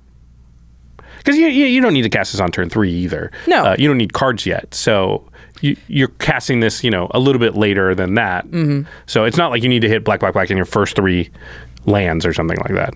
And you're in mono black already. You're going to have the mono black like supercharged packages, like your the one that doubles all your swamps, and Urborg is what I was thinking of. Yep, it's definitely good in like a Keurig deck where you're really focused on really those black pips. Now it's a free draw 3. Yeah. I mean, it's lose. Well, it's a lose a lot. 7. It's more than that. You have to pay black. Yeah, so it's 6. 2, 4, 6, no 9. Yeah. Pay 9, draw 3. Yeah, and I will say one of the upsides of just draw spells is the fact that they can dig you out of like missing land drops and things like that. So if you start out and you're in a Orzhov deck and you go, swamp plains, this won't help you find that 4th land drop. It has to be black. So maybe I was a little bit wrong earlier when I said that it didn't matter as much. I think this is just... Well, here's a question. Diabolic Tutor versus this. I would run this. It's like... 4 mana to go get a card to hand. It's really hard to follow that up with an actual play. Whereas but this is black, I guess. You want to draw 3. I just don't like tutors. I just don't like tutors is what it is. They're close enough. They're close. Yeah, I agree with you. I would play this over most of the time I'd just rather draw 3. Diabolic Tutor, but I think the gap between those two is not that big, and I don't play Diabolic Tutor, which is why I don't think this is generally going to see a ton of play. It's just too inefficient and too hard to cast, and it is nice to think when you add them up you get both things, but that's 5 mana. You're not casting any of the stuff you got. Right. Yeah. I would think about this as a 3 mana draw spell with an emergency tutor option. And like I really need a board wipe. Yeah. But the problem is I have to spend 5 mana to go get that. What's the chance I can still cast it after? You need 8 mana to follow it up with a Toxic Deluge and a lot more life. Yeah. It's not my favorite. I don't think I'm going to be putting this in any decks right away. Yeah. The next card is Kambal, Profiteering Mayor. 1, a white and a black for a 2/4 human advisor. Whenever 1 or more tokens enter the battlefield under your opponent's control, for each of them, create a tapped token that's a copy of it. This ability triggers only once each turn. Then, whenever 1 or more tokens enter the battlefield under your control, each opponent loses 1 life and you gain 1 life. So this is interesting. If your opponent makes a treasure token repeatedly, like with a Stormkill Nerdist or something, you get 1 tapped treasure token. If they play a Dockside Extortionist, they get 4 treasure tokens. You get 4 tapped treasure tokens. But no matter how many tokens you make, you drain them for 1. Yeah. I think this card is very powerful. I mean, everything makes tokens now. Everything makes tokens. Yeah. Every single commander deck I have is like a tokens. stack of tokens this high. Yeah. There's so many removal spells that make tokens. It's like nuts. if somebody Beast Withins their card and you get a free beast out of it, that's pretty great. awesome. I mean, there's clues, there's foods, there's maps, there's treasures, Zombies. there's bloods, there's zombies and Maps. sapperlings and plants and it's insane. And in fact, I would say one of the hardest things we deal with gameplay episodes for this show is not finding the cards for the decks, it's finding the tokens for the deck. And enough tokens. And I would say 90% of games, we get into the middle of the game, somebody plays a card and we're like, where's the whatever token? And we look through this huge stack and we've just missed some because there's so many. Yeah. Yeah. It's crazy. So yeah, just that part of it is you're just incidentally, you don't even have to build your deck around it. This is the type of card where you just play it. If you've got token synergies, it's going to be great. But even in not token synergies, you're just going to get a lot of stuff. I think you could just throw this in the deck. Yeah. Yeah, absolutely. Because it's it's just a little hate bear that says like, okay, if you're going to make some tokens over there, you better slow down just a little bit. Maybe don't play that anointed procession because I will be benefiting from your anointed procession. Oh boy. Yeah. It's tough to play against if you're playing the token deck. You do have to find an answer for this. So it is a little bit of a speed bump for the kinds of decks that are really running rampant in Commander. Yeah. Not to mention, there's just so many removal spells that just hand out free tokens all the time, like that you could run in your deck. You could run a generous gift. I don't love it, but you could. Oh yeah, that's true because you give them a token. Yeah, so you give yourself an elephant in exchange. We're talking about in the 99. In the 99, yeah. So it's not exactly a build around. Yeah, but if you build a Kambal deck, then generous gift definitely goes in it. For sure, your whole deck is full of these. There's a brand new generous gift that I wanted to mention. We're not going to talk about it because it's like pretty good, but it's Bovine Intervention. It's the 1 and a white, destroy target artifact or creature. Its controller makes a 2/2 Ox. All right. Combo. I was thinking like Rampage of the Clans or something that gives a lot of tokens to everybody all at once. And I like that because it's spread out. It's like Jimmy gets 3, Rachel gets 4, Jake gets 2, and I get all of those because they're all made at once, right? Yeah, I mean, if they're all enter the battlefield under your opponent's control for each of them, create a tapped token that's a copy of it. This ability triggers only one each turn. Yeah, I mean, I would assume if all the tokens are made at the same time, you get all of them. So that could be a cool little combo depending on what colors you're in and what your deck's doing if it doesn't have a lot of enchantments and artifacts. There's like commanders that'll give tokens away to your opponents, and it's obviously very powerful in those decks, like a Shadrix type of thing. You give them an inkling, you get the inkling as well. Mm-hmm. But generally, I think this is just the kind of card you can throw into a white-black Legends deck or a white-black token deck, and it's going to do a lot of work for you. Yeah, even just a sort of a Kenrith-y 5-color trying to cover a lot of different angles, and it's just saying like, if I play against a token deck, this will help me keep up with that. Yeah, oddly, I think this card would be better if it didn't have the draining effect, because the draining effect is kind of like, hey, remember, interesting. This card's a problem. I'm doing something every time you're doing something. Yeah, it has that.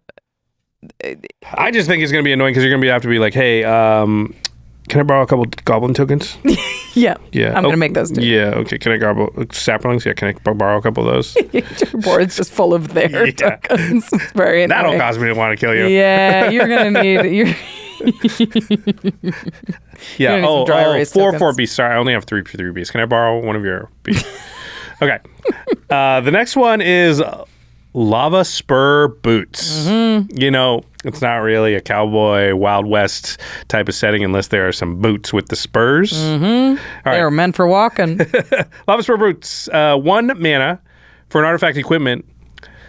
Equipped creature gets +1/+0 and has haste and ward 1. All right. These are Swift Boots at home, kind of. Yep, and equips for 1. Did I already say that? I might have already said that. Yeah. 1 to cast, 1 to equip, +1/+0, haste, and ward 1. So we know these abilities are powerful in Commander already. So we know that ward is good. We know that haste is good. 1 to cast, 1 to equip. It's hard to ask for cheaper. The question is, does this beat out Swiftfoot Boots? Yeah, because it's 1 less mana to cast it. Mm-hmm. Same equip cost. And you get ward 1 instead of hexproof, which is a big difference. +1/+0. Yeah. It's tricky. I mean, I don't run a lot of Swiftfoot Boots these days. Like, if I want a pair of shoes, I run Lightning Greaves, and then if I'm like trying to equip it with stuff, I'll run Swiftfoot Boots. I don't tend to run both, especially if I'm trying to use Swiftfoot Boots to protect like a commander that wants to attack right away. It's just expensive to cast your commander and hold up the 1 to attack. But this is really cheap. You can find it with Urza's Saga. So there's like more synergies around Lavaspur Boots.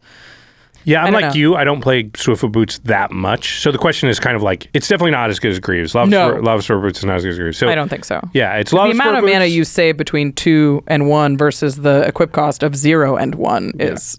And the equip cost is the cost you're going to pay repeatedly, so that matters a lot more. For sure. And for that reason, I do think Swiftfoot Boots is probably, in my estimation, still better because the protection component is usually the more important component to it. And the haste is good, but I don't necessarily...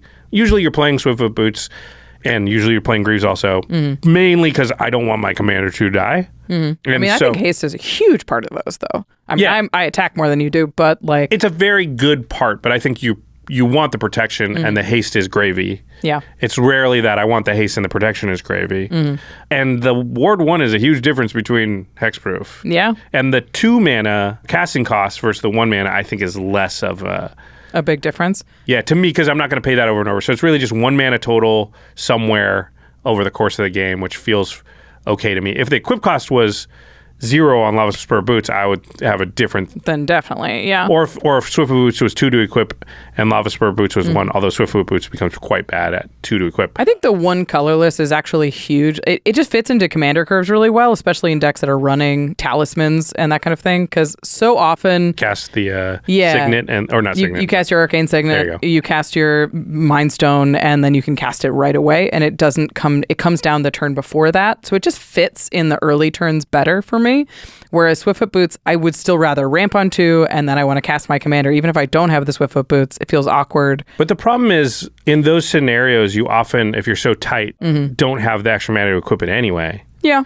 So it's, I don't know. I don't think it's going to matter all the time that you're able to get it out there. You also have to be able to equip it. Yeah. So I don't know, because Ward 1... Ward 1 is not hexproof. I'm annoyed by Ward and just how much they've been putting it on stuff, and it takes away the interactivity of games when you just aren't able to remove stuff. Or, Ward 2 and Ward 3 feels like whoever removes that loses the game because they had to pay so much to do that they couldn't develop their board and everybody else just benefited.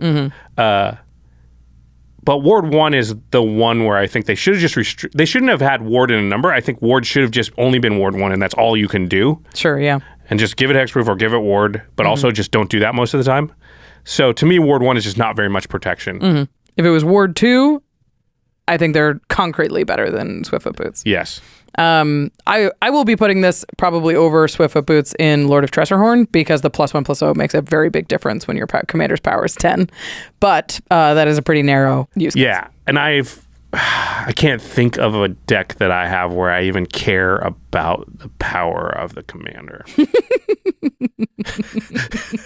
I can't think of one. Yeah. I'm trying to, but I can't think of one. That's the difference between us. It used to have Greven. Greven's power matters. But I don't care about Greven's power. No, it's how many cards you draw. It's how I can, I'm going to pump it. So one doesn't really matter that much to me, yeah. All right. Speaking of equipment at home, this next one is Lost Jitte. It is a 1 mana legendary equipment. It says whenever equipped creature deals combat damage, put a charge counter on Lost Jitte. Remove a charge counter from it. Choose 1. Untap target land. Target creature can't block this turn, or put a +1/+1 counter on equipped creature. It has equip 1. 1 to cast, 1 to equip, 3 abilities. This time you only get 1 charge counter. It's like they split Umezawa's Jitte down the middle. Now it's 2.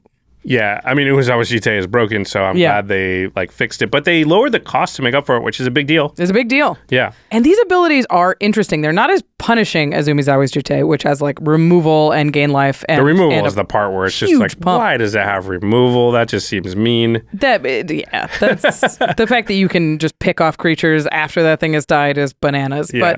But This has the target creature can't block this turn, so it gives it's removal if you're attacking.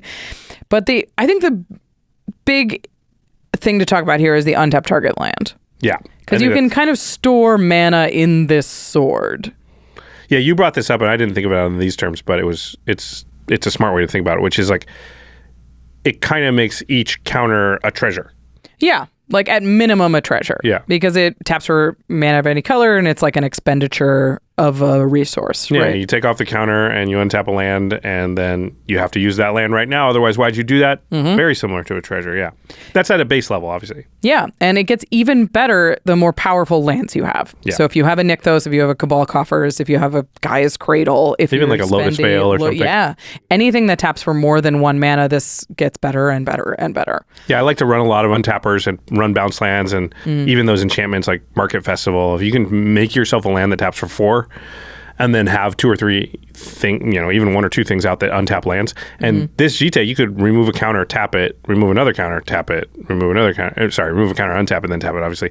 So if you have a Nykthos and you can activate it 3 times, you're probably going to win that turn. Yeah, that's a wild turn. I mean, this card is so powerful. For those who haven't played with Umezawa's Jitte, it's combat damage of any kind. You don't have to hit a player. You could hit a creature. You could be blocking. You could be attacking. It's anytime it deals any kind of combat damage. And once you get a couple counters on it, it's almost impossible to block. You don't even need the no block clause because once you've got 4 or 5 counters on it, anything they block with, you go, cool, I'll just put counters on this thing to kill your thing. Yeah. And you're not attacking the token player that's got chump blockers. You're attacking the player that's like got only 2 important things and they don't want to lose them for free to your counters. Then it is a removal spell. So they're just like, don't block, get another counter. Now we can, untap our land 6 times and you're just waiting for the other shoe to fall. Yeah, I mean, the power of Umezawa's Jitte has always been threat of activation, right? It's not necessarily the activation, although that is very powerful too.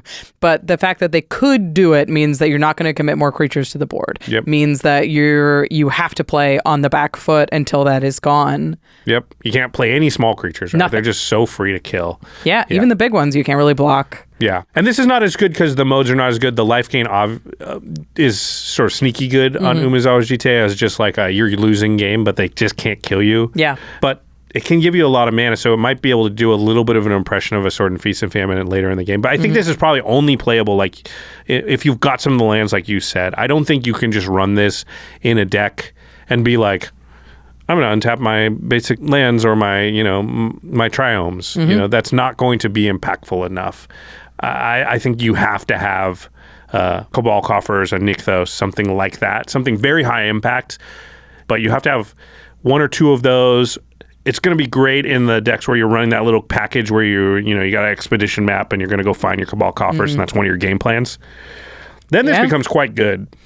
Yeah, I mean, there's just not many things in the game that can untap lands without paying any mana repeatedly in the same turn. Yeah. Most of the time you have to tap a thing to untap a land, and that happens once. And this is a way to do that. It only really does something in the early game or if you have a creature on board, but like, it's going to do a lot of work for you, and it's very, very low opportunity cost. And it's a hard thing for your opponents to interact with because you just hold the coffers, right? And you're like, oh, Jitte now has 4 counters on it. That doesn't look that bad to people. And you go, coffers, tap it, untap it, tap it, untap it, tap it, untap it, tap it, Torment of Hailfire, done.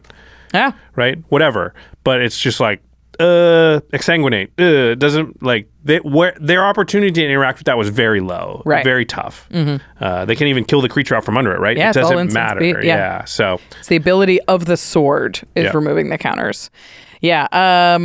Really powerful. It's not as powerful as its big brother, but that shows how powerful the big brother was. It's going to do a lot of work. Okay. All right. The next one is also an impression of its big brother. Yep. Memory Vessel.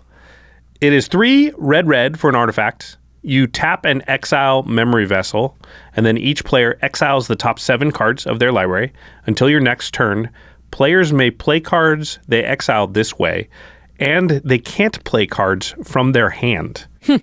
Activate only as a sorcery.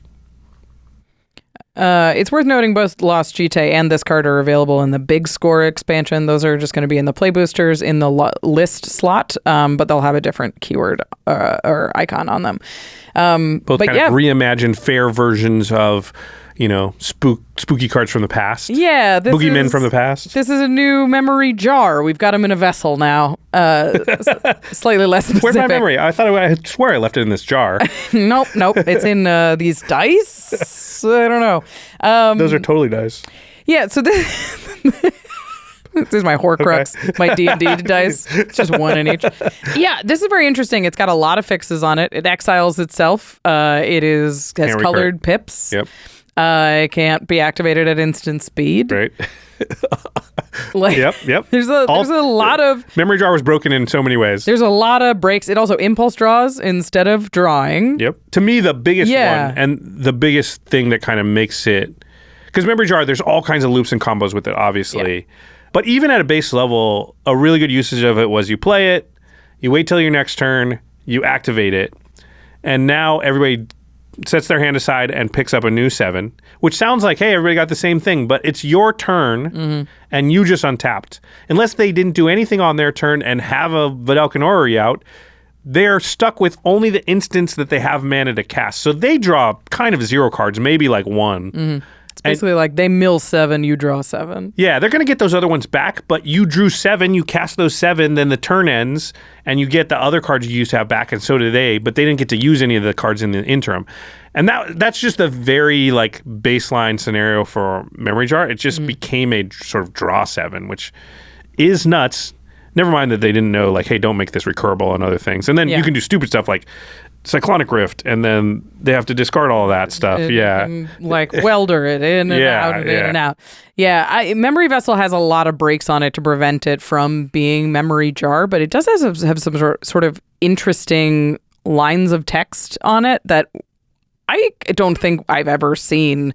It says, so you keep these cards until your next turn, and so do all of your opponents. Yeah, that's what I guess I did. I didn't explain that part. Yeah. So the difference here is like you impulse draw, but you don't go back to being able to play cards from your hand until your next turn. So Rachel gets to untap and use the 7 cards she got. And then Jimmy gets to untap and use the 7 cards he got. And then Megan gets to untap and use the 7 cards she got. And then it comes back to me, and now we can't use those cards anymore.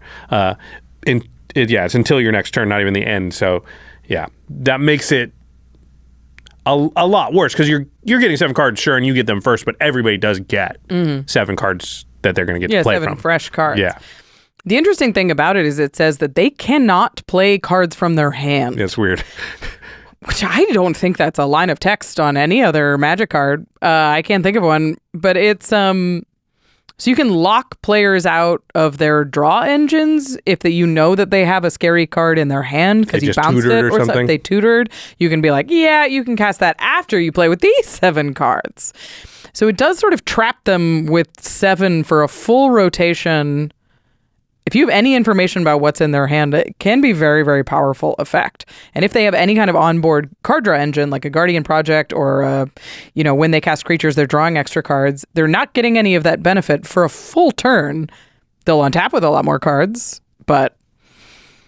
I wonder if there's a way, this is how my brain works, to somehow keep that part where they're like, and they can't play cards from their hands. I mean, it's players can't play cards, so you lock yourself out of it, too. That's a good point. That's a good point. Maybe I'm an impulsive draw deck. I'm Prosper or something. Yeah. Right? You're benefiting from it. I don't know, but that's an interesting line. I mean, you could probably make token copies of this. Mm-hmm. Yeah, there you go. And that's how you sort of keep doing it. And if you know they sort of got specific important things in their hand, you just lock it away for 2 or 3 turns, and that's probably enough. Yeah, that's cool. The blue one that makes token copies of the thing it's enchanting. Yeah, and just kind of do this every turn. Maybe that's a way to kind of do it. That's kind of fun.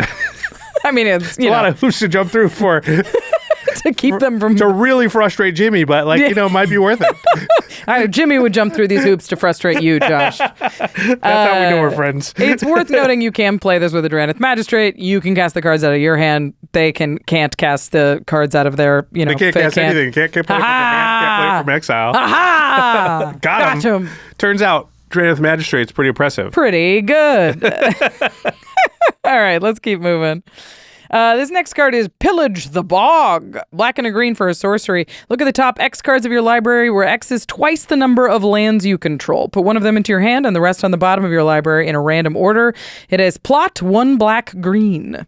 It's weird. Its plot cost is more than its mana cost. Yeah, hypothetically, you plot it now, so you cast. It's more impactful when you have more lands later. Right. So you would plot it, when you have a spare 3 mana.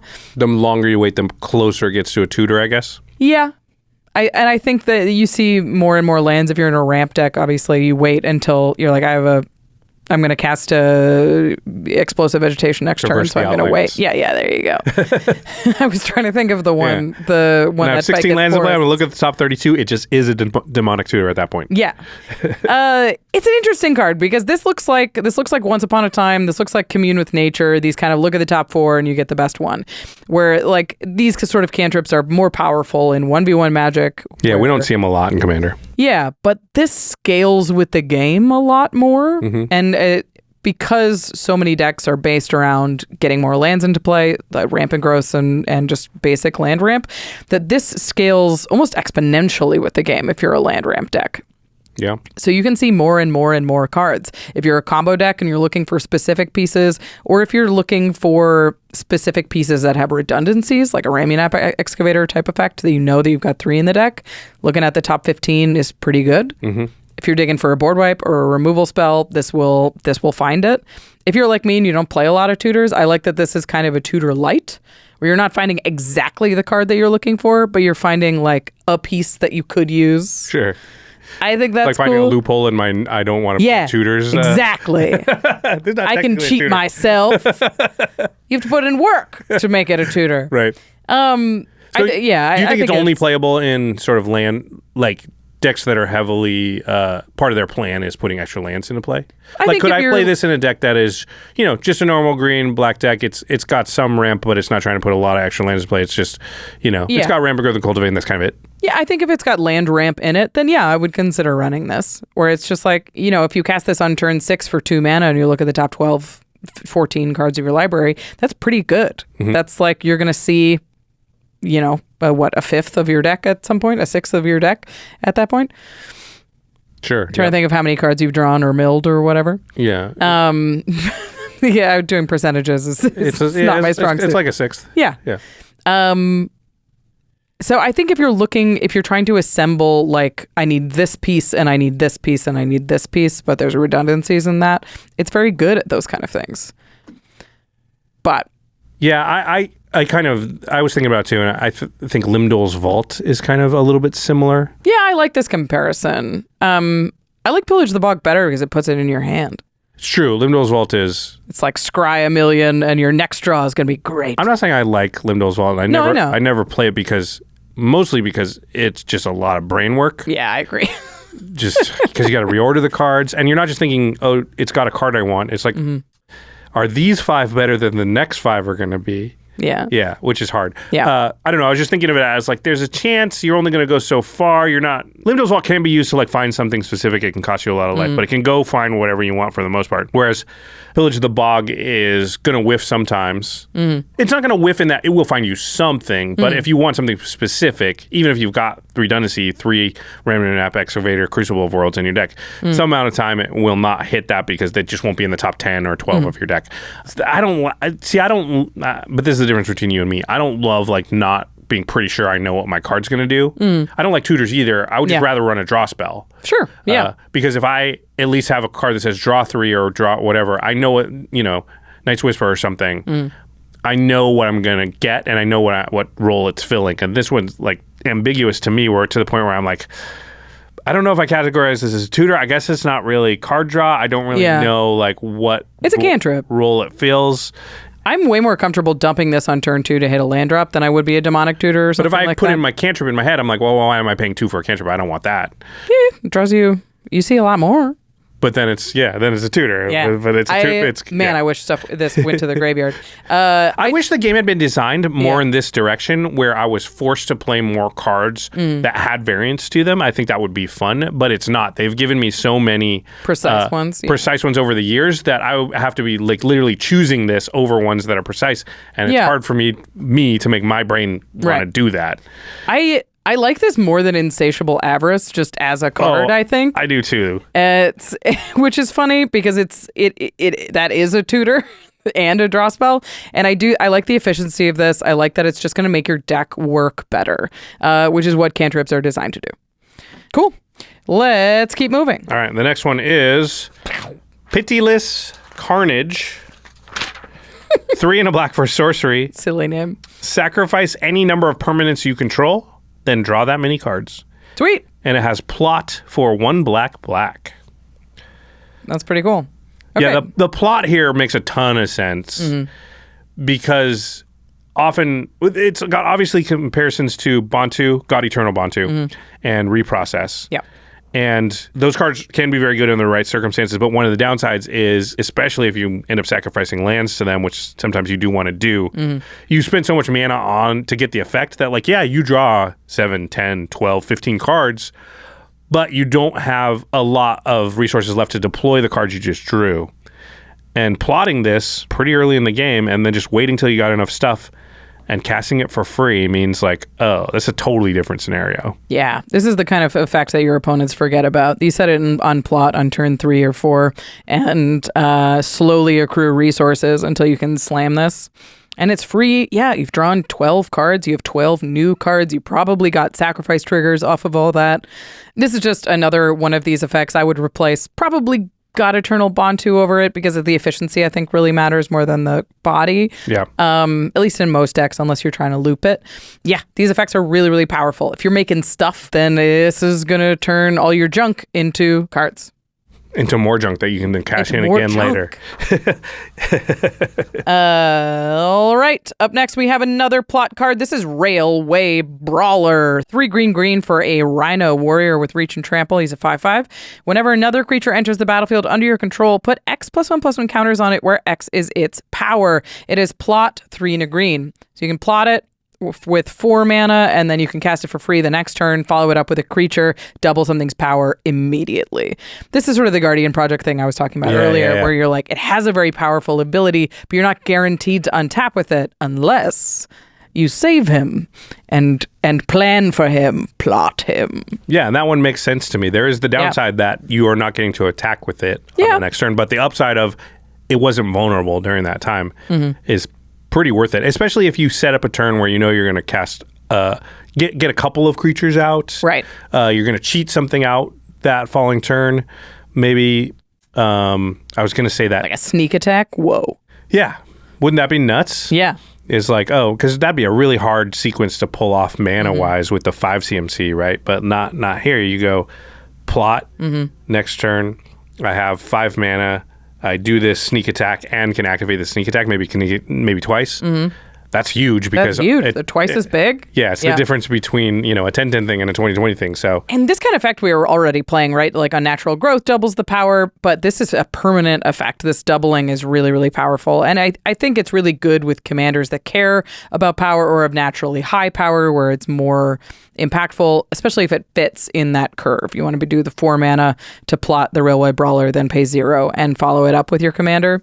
These are the commanders that I pulled for. They're not super popular commanders, but they give you an idea of what it's good with. Like Tanazir Quandrix cares about its power and cares about counters. It's also a 5-drop. So it says whenever this attacks, you may have the base power and toughness of other creatures you control become equal to Tanazir Quandrix's power and toughness until end of turn. And that is a terrifying sequence of events. So it becomes an 8/8, and then turns everything else into 8/8s? Into base 8/8s, yeah. And then counters are even more powerful. So, I mean, those kind of things are something like a Drizzt Do'Urden, which comes in and makes the cat. Now you have 2 things that come in and get twice as many counters. Just got double strike, so it's almost like putting 3 times. So much more. Yeah. Yeah, I loved that curve. I was like, I got to build this Drizzt. Big numbers. Yeah. I don't tend to play a lot of counters decks, but I think this is the interesting thing about this card is not the ability, which is powerful. It's going to be really good in +1 counters decks, really good in power decks. It's the fact like what plot does when it's on a permanent like this. Yeah. So I want to take a quick second to talk about plot, especially as it relates to like permanent versus non-permanent effects. Because Railway Brawler, the payoff is obvious, but the downside is also very obvious. Can't attack with your 5/5, but you're guaranteed to at least get one thing out of it. Right. Yeah, can't block with it either, right? Mm-hmm. Yeah. But then with sorceries, the payoff is obvious. You can just spend it when it's valuable, but the downside is everybody knows it's coming. Right. Interesting. That's the downside with the creature, too. They know it's coming. Yeah, that's true. Yeah. But they're less impactful, it seems like. Right. It feels like plot is most powerful in decks that just are planning for a big turn, where I'm going to cheat a ton of stuff into play. I'm going to make a ton of stuff on end step, and there's going to be one turn that changes the pace of this deck. Yeah, you're setting up for game. Yeah. You're setting up for, sort of a lot to happen all at once. Mm-hmm. And I think the thing that's easy to forget about plot too is you don't have to cast it on the next turn. Yeah. Now, this card you probably do, but not all of them do you want to. And you can throw your opponents off a lot by them just being sort of ready. And so it is possible to punish them for the play pattern of they're like, cool, I know that thing's coming, I'm just going to hold up my removal or my counterspell. And you're like, I don't unplot.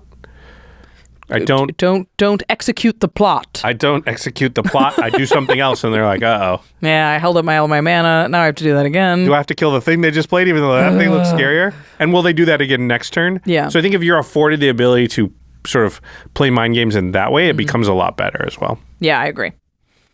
All right, back to Spree. Okay.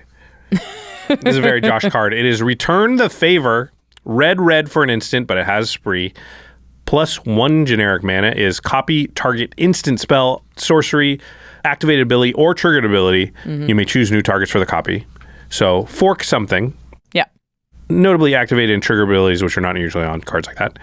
And then its second option is +1. Change the target of target spell or ability with a single target. So you can retarget something. So you can do both, obviously. You can say, cool, you Swords to Plowshare my thing, or you went to, and I pay 4 mana. I point your swords at your own thing, and I make a copy of the swords, and I actually killed 2 of your things. Ha-ha! Return the favor. Yeah, I had this in a limited deck, and it's broken. It seems really, really powerful. I mean, it's nice that you can, if somebody casts swords on somebody else's stuff thing, you're like, oh, cool, I'll borrow that and send it over there as well. But you also have the option to use it defensively. Yeah, it's a 3-for-1. Yeah. Because they go to kill your thing, so they lose that card, and you end up killing 2 of theirs for your 1 card. So it's a backbreaking when you catch a removal spell. And that's the kind of base level of it. You can obviously... there's a lot of flexibility to cards like this. They can even be used against counter spells to redirect the counter spell to something else. You can just counter a counter with this by either copying the counter and countering their counter, or just retargeting their counter to this spell. Either way. So that's a red way to get around a counterspell. I think it's got a lot of flexibility. I think it's got a lot of utility in Commander. The biggest question is, can you hold up 3 or 4 red mana? And you really want to hold up 4. You really do, because the card is worth 4. I think it feels like a wild ricochet that, like, in an emergency you can cast it for 1 fewer. But the scenarios where you'd want to do that are a lot slimmer. And I think that's the risk, because it's similar to what we just said about plot, honestly, where, yeah, you can hold this up, but what if they don't Swords to Plowshares? What if they don't do anything? They just cast creatures or artifacts, and you're just like, crap, I was expecting them to whatever. Do you just waste the 4 mana? It goes to your turn, and you just untap, and you didn't cast anything. So it's like we always say with stuff like this, and we always say it because it's true, you have to be playing, your deck needs to want to play at instant speed and have other options of things to do, so that you're in the scenario where you're like, oh, I didn't have to return the favor. I'll cast this draw spell. Yeah. And then I'll just hold this up again next turn. And eventually the odds are going to turn out where, like, somebody's going to do something at some point during this game that I'm going to want to do this to. And, if I'm just poised and ready, but if I just waste that 4 mana 2 or 3 turns in a row, I'll also just lose the game that way. So yeah, I would say I think this is a better fork than a protection spell. If I was really leaning on it for, like, the SWAT effect, I would rather run Deflecting SWAT or even Bolt Bend to protect my creature, because it's easier to hold up nothing or 1 mana than it is to repeatedly hold up 3 in case of interaction. Yeah, and you can use the fork part proactively, so I think your deck needs to want, or has to have, some stuff you would want to fork as well. Yeah. If you would just never envision a scenario where you fork your own thing, then you don't play this card. Yeah, I agree. Yeah, I also think this is kind of like the Crackling Spellslinger, where there's just a limited amount of slots in your deck for stuff like this. And really, it's like 2. It's not, it's kind of a do-nothing instant, which is interesting. Yeah, you have a Deflecting SWAT and this, or Deflecting SWAT and Fury Storm, or Deflecting, whatever it is. And I think I probably prefer Fury Storm just as a card that I love and will steal games out of nowhere, because somebody does some big instant, and you're like, or big sorcery or whatever, and you're like, sweet, I get 3 of those.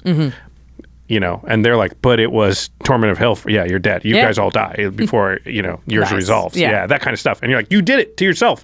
Sheldon taught me that, right? Yeah. Like, and this can do a little bit of an impression of that, so. It definitely has some utility. I think it's a cool fork and a overcosted protection spell, but it does both, so that's fun. The next one You definitely will feel cool sometimes when you get people and they... it's the type of thing where they're like, I'd like to return the favor. This next one is Smuggler's Surprise. It's another spree spell. It's green. As mana value, it's an instant. You can pay an additional 2 to mill 4 cards and put up to 2 creature and or land cards from among the milled cards into your hand.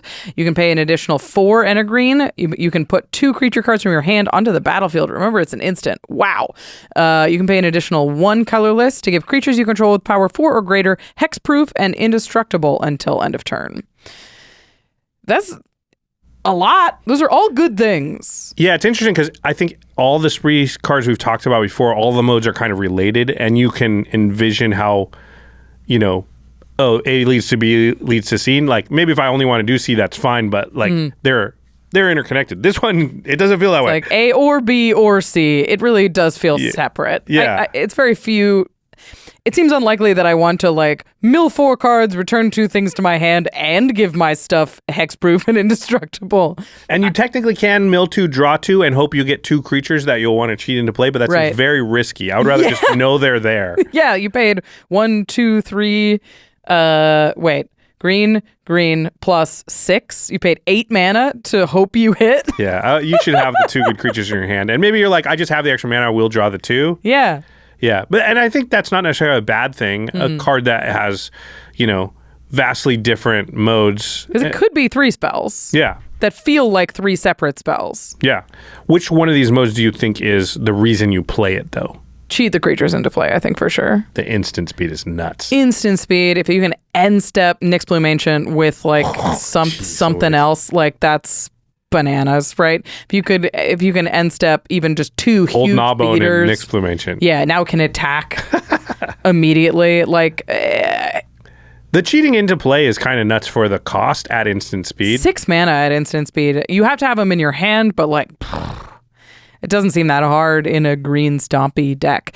I definitely think I picture this in a big mana green deck. Like probably dinosaurs, anything that's intended to just use a ton of mana, because this gives you an ability to do all of them. Like this is probably great in like Jimmy's Rago Dragon deck. Oh yeah. He's got a ton of mana. He wants to be able to use it as a big spell, but it can be a draw spell early if he's like hasn't gotten set up yet. And if you get it late, you just draw also. Yeah. Then you dump all your mana into this, you draw, you cheat some stuff into play, you give your stuff indestructible, and then swing. Yeah. I mean, you can even just one creature, just get a Tali out there. Sure. On instant speed on your end step. Like, yeah. Okay. That seems good. Yeah.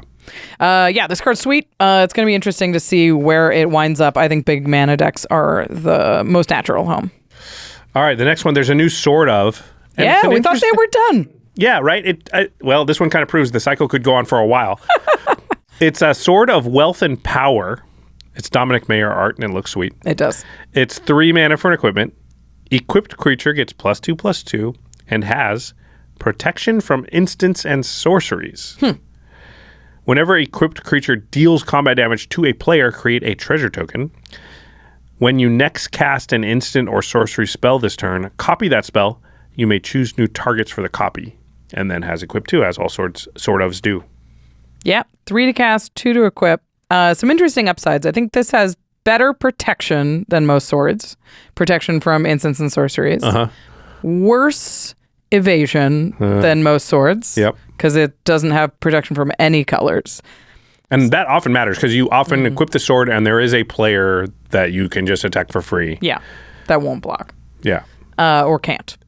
You just eliminate enough creatures from being able to block that there's often a very clear, like, if they either can't block at all or just anything that will die. Yeah, so there's definitely some upsides here. The abilities are sort of interesting. There's one so that you can either make a treasure or... You do both. Yeah. You make a treasure and you copy the next thing you cast on your turn. You fork the next thing you cast this turn. Yeah. Those are powerful. I think this is too expensive for these abilities, and it has the problem, I think, of sort of once in future, which is an equipment that cares about instants and sorceries, and you're asking your deck to do so many things. You need to have a creature that can attack, and not only attack, connect, probably has evasion naturally in order to deal combat damage with this thing, and then you have to have an instant and sorcery that is good to fork. Plus, you need to have cast it for 3 mana and equipped it for 2. Yeah, this is pretty difficult. Not impossible to get full value out of the turn you play it. Yeah. One of the reasons why Fire and Ice and Feast and Famine are just hard to supplant as like the best two. I guess Hearth and Home is probably the next. And again, you just need a creature to blink and then you're going to get value. This one's tougher because a treasure token alone definitely not worth the sword. Way cheaper equipment that does just that. Yeah, right. Like you put some down, like Beamtown Beatstick and Gold Vein Pick, both are just better at just making treasures if that's what you want to do, and nobody plays those cards. Yeah. So you really have to want the fork in order to make this worth it. But if you do want that fork, it's very powerful because it suddenly turns into something that gives you, 5, 6, 7 mana worth of stuff and, that card, basically. So it plays and casts a card, kind of. So if you have extra turn spells, which I know a lot of people don't like, but if you have them, this card could be nuts because... Very powerful, yeah. Not only that, so you attack, you make the treasure. And I think the evasion thing, it's a good point. I hadn't really thought about it. In general, the +2/+2 will hopefully give you an opening. And later game, maybe not, but, and you have your commander, presumably. So I think in a lot of instances, just the power bump from the sword will get you in for the first swing. Not always, though. But you swing, then you cast a time warp. It's probably over. Yeah, I mean, that's 2 extra turns, plus you're equipped and can copy more things. Exactly, and that's the problem, I think, is like, if I had 1 extra turn, I might have more, and if not, I have other things. And because I already had an attack that got in, I'm probably getting in. I'm getting the treasures. I'm getting 2 extra turns, 2 extra swings, 2 extra copies of 2 other things. That's pretty Narset-y. Yeah. I mean, this seems incredible in a Narset deck. You're already designed to attack. She's got first strike, so now she's a 5/5 first strike. She's enormous. And you're set up to already cast really powerful instants and sorceries. For free, so you're going to cast another one. And then, you're just going to get like 2 extra combats. But like if you're building and playing Narset, I don't know if you put this in. I don't know if this gets a slot. Yeah, maybe not. I think, I don't even know if you would play it in Narset, because if you swung with Narset, you already have done what you wanted. Yeah. Most Narset decks will win on the spot. Yeah. Yeah. To me, it's protection for your thing. It's definitely that. And, you have to want your commander around. And it's pretty good protection. It doesn't protect from certain things, but in general, instant sorceries are the most likely way that your creature's going to die. And then you just have to have 6 to 8 high impact instants and sorceries that exist in your deck. And, we keep talking about them, but if it's Jessica's Will, Mana Geyser's another really good one. Torment of Hellfire, any extra turn spells. Big, impactful instants and sorceries. And they have to be proactive ones. Sublime Epiphany doesn't really work because if you don't get the countering, then you're really just copying a thing and drawing a card, and doing that twice is not as good. But if we're talking things that are 5-ish mana worth of instant sorcery, and Jessica's Will, let's be honest, is should have cost 5 probably. Yeah. Then forking that is extremely powerful, and I believe that is probably worth it. But it's got to be a Spellslinger's deck that fits that scenario. Yeah. Yeah. It's an interesting card. I can't wait until the protection from instants and creatures sword. Protection from planeswalkers and enchantments. That's the one I'm looking forward to. Mine's protection from battles.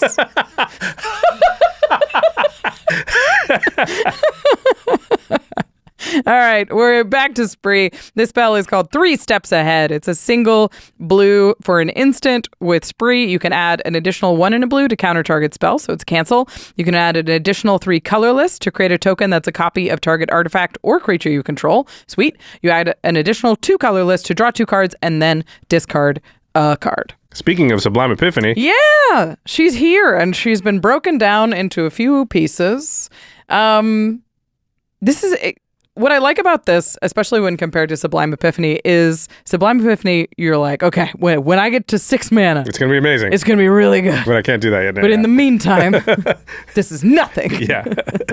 Yeah, I mulliganed until that moment. Yeah. This is if you really have to, you can just cancel something. Yeah. If you have something that you can make a token copy of, then you're like, great, on my end step, I'll make another Soul Ring. That should be fine. Yeah. Or I'll make a Soul Ring and I'll draw 2 cards. I don't know. Go nuts. Go nuts. This modality of I can hold up a cancel when I'm ahead, and I can do this Chart a Course-ish, the draw 2 discard one. Yep. If I need to hit a land drop or I need to burn this early, it's I am too far behind to hold up interaction right now. I have to use my draw now to start building my own resources. Means it is really flexible when you're ahead and when you're behind, which is what's the nice thing about these Spree cards. Yeah, we talked about that in the goldfishing episode, how I don't want my deck to have to do it, but I know that it will sometimes need to be able to scramble to like pull the ripcord and do some stuff that are off plan to be able to hit its land drops. And this card has that on it already, even though that's not the main reason maybe you play it. So I do like that ability, and it all adds up to a lot of flexibility. Yeah, I think this is totally playable. I think it's absolutely playable. I think the more cost reducers you have, the better. Like this in a Mizzix deck or in a Magnus the Red deck, because you can reduce kicker costs, you can reduce spree costs. So you can cut this all the way down to blue, counter target spell, make a copy of something, draw 2, discard 1. If you're in a deck like Kaza, Royal Shaper, or something like that, where you're really trying to reduce the cost of your spells, this is going to get even better. But again, so is Sublime Epiphany and probably Mystic Confluence.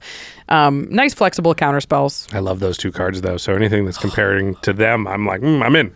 Yeah, somebody told me recently that Mystic Confluence was too expensive to play, and I was like, I don't think so. Yeah, I don't know. I like it.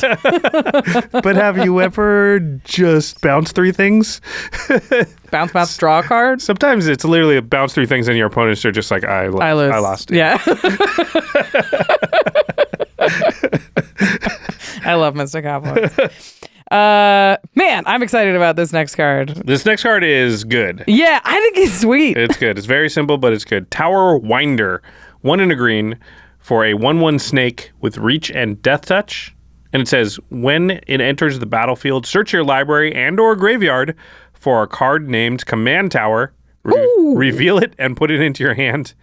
And then if you search your library, shuffle. Best land in the game. Command Tower. It's pretty close. I mean, this is awesome. It's such a little body that fixes you for your 3-color commander, probably. And it's a stop sign. Yeah. It just says, I look elsewhere. Yep. I think this card's really neat. And the thing that really made me confirmed that it was very good is looking at it next to Baleful Strix. Yeah. Because Baleful Strix is put in every blue-black deck. Yeah. Like, if it was mono-black, it'd be in all the black decks. It's just color restricted, so we don't see it as much. But that card's insane. And that's flying, death touch, draw a card. And this is reach, death touch, draw land. Draw a very specific land. But yeah, it's not as good as Baleful Strix, though, right? It's not. But that's the closest comparison, which says it's pretty good. Yeah. It's like you can't blink it as much. It's not as good as like ninjas and stuff, but I love that it has reach. In a green deck, this is perfect. Yeah. What'll happen is you'll play this, you'll get your land, and you just won't get attacked for like the first 5 turns. That's how Baleful Strix works. Yeah. It's the greatest. This is a green Ghostly Prison. Yeah, that's how it works. You just play it, and you're just like... And then somebody spends a removal spell on it, and you're like, ha! Yeah. You had to remove my gummy worm. I don't even care. I got the land and it protected me for how many turns? Yeah, I think this card's going to be really, really powerful if you're playing a green deck, especially with like a 4-mana commander where you really need that last land or that last color to hit your land drop to play your commander. It's going to feel really good. Yeah, I think it's a great card. Okay. We're almost there. A much bigger green card. We have 2 more cards left. Oh, this one's you. This is Vaultborn Tyrant. This is from the big score. It's 5 green for a dinosaur. It's a 6/6 with trample. When it or another creature with power 4 or greater enters the battlefield under your control, you gain 3 life and draw a card. Then when it dies, if it's not a token, create a token that's a copy of it, except it's an artifact in addition to its other types. So it's a dinosaur that comes in, gains you 3 life, draws a card, and then when it dies, you gains you 3 life and you draw another card. When it dies, you like excavate its bones maybe and put it in a museum? You bronze it. You stuff it and put it on your mantle. It is cool that it sort of protects itself in that way. Yeah. It's a big investment. It is a big investment. I mean, and... we've talked about these kind of things where it's like if you pay 7 mana, you really want something like Displaced Dinosaurs. Yes. Is a 7 mana dinosaur that says, okay, now if you do more stuff, it's going to be great. Right. And that's what this says. But it also says if there's a board wipe, don't worry, I'll still be here. Yeah, I'll stick around, which is, I think, nice for your 7 mana thing to not be easily removed. Although... there's exile and other things. Exile, yeah, exactly. All sorts of things. But board wipes in general tend to destroy still. Whereas single target removal, we've moved a lot away from that. There's not a ton left that destroys. Yeah. Yeah. I think this card is really powerful in decks that are already trying to cheat huge things into play, especially if you're trying to cheat a lot of big things into play at the same time. Obviously, if you're doing dinosaur stuff like Gishath that puts a ton of dinosaurs into play, you're going to draw some additional cards off of it. But even like an Atla Palani that's already has sack outlets and maybe can take advantage of that big token.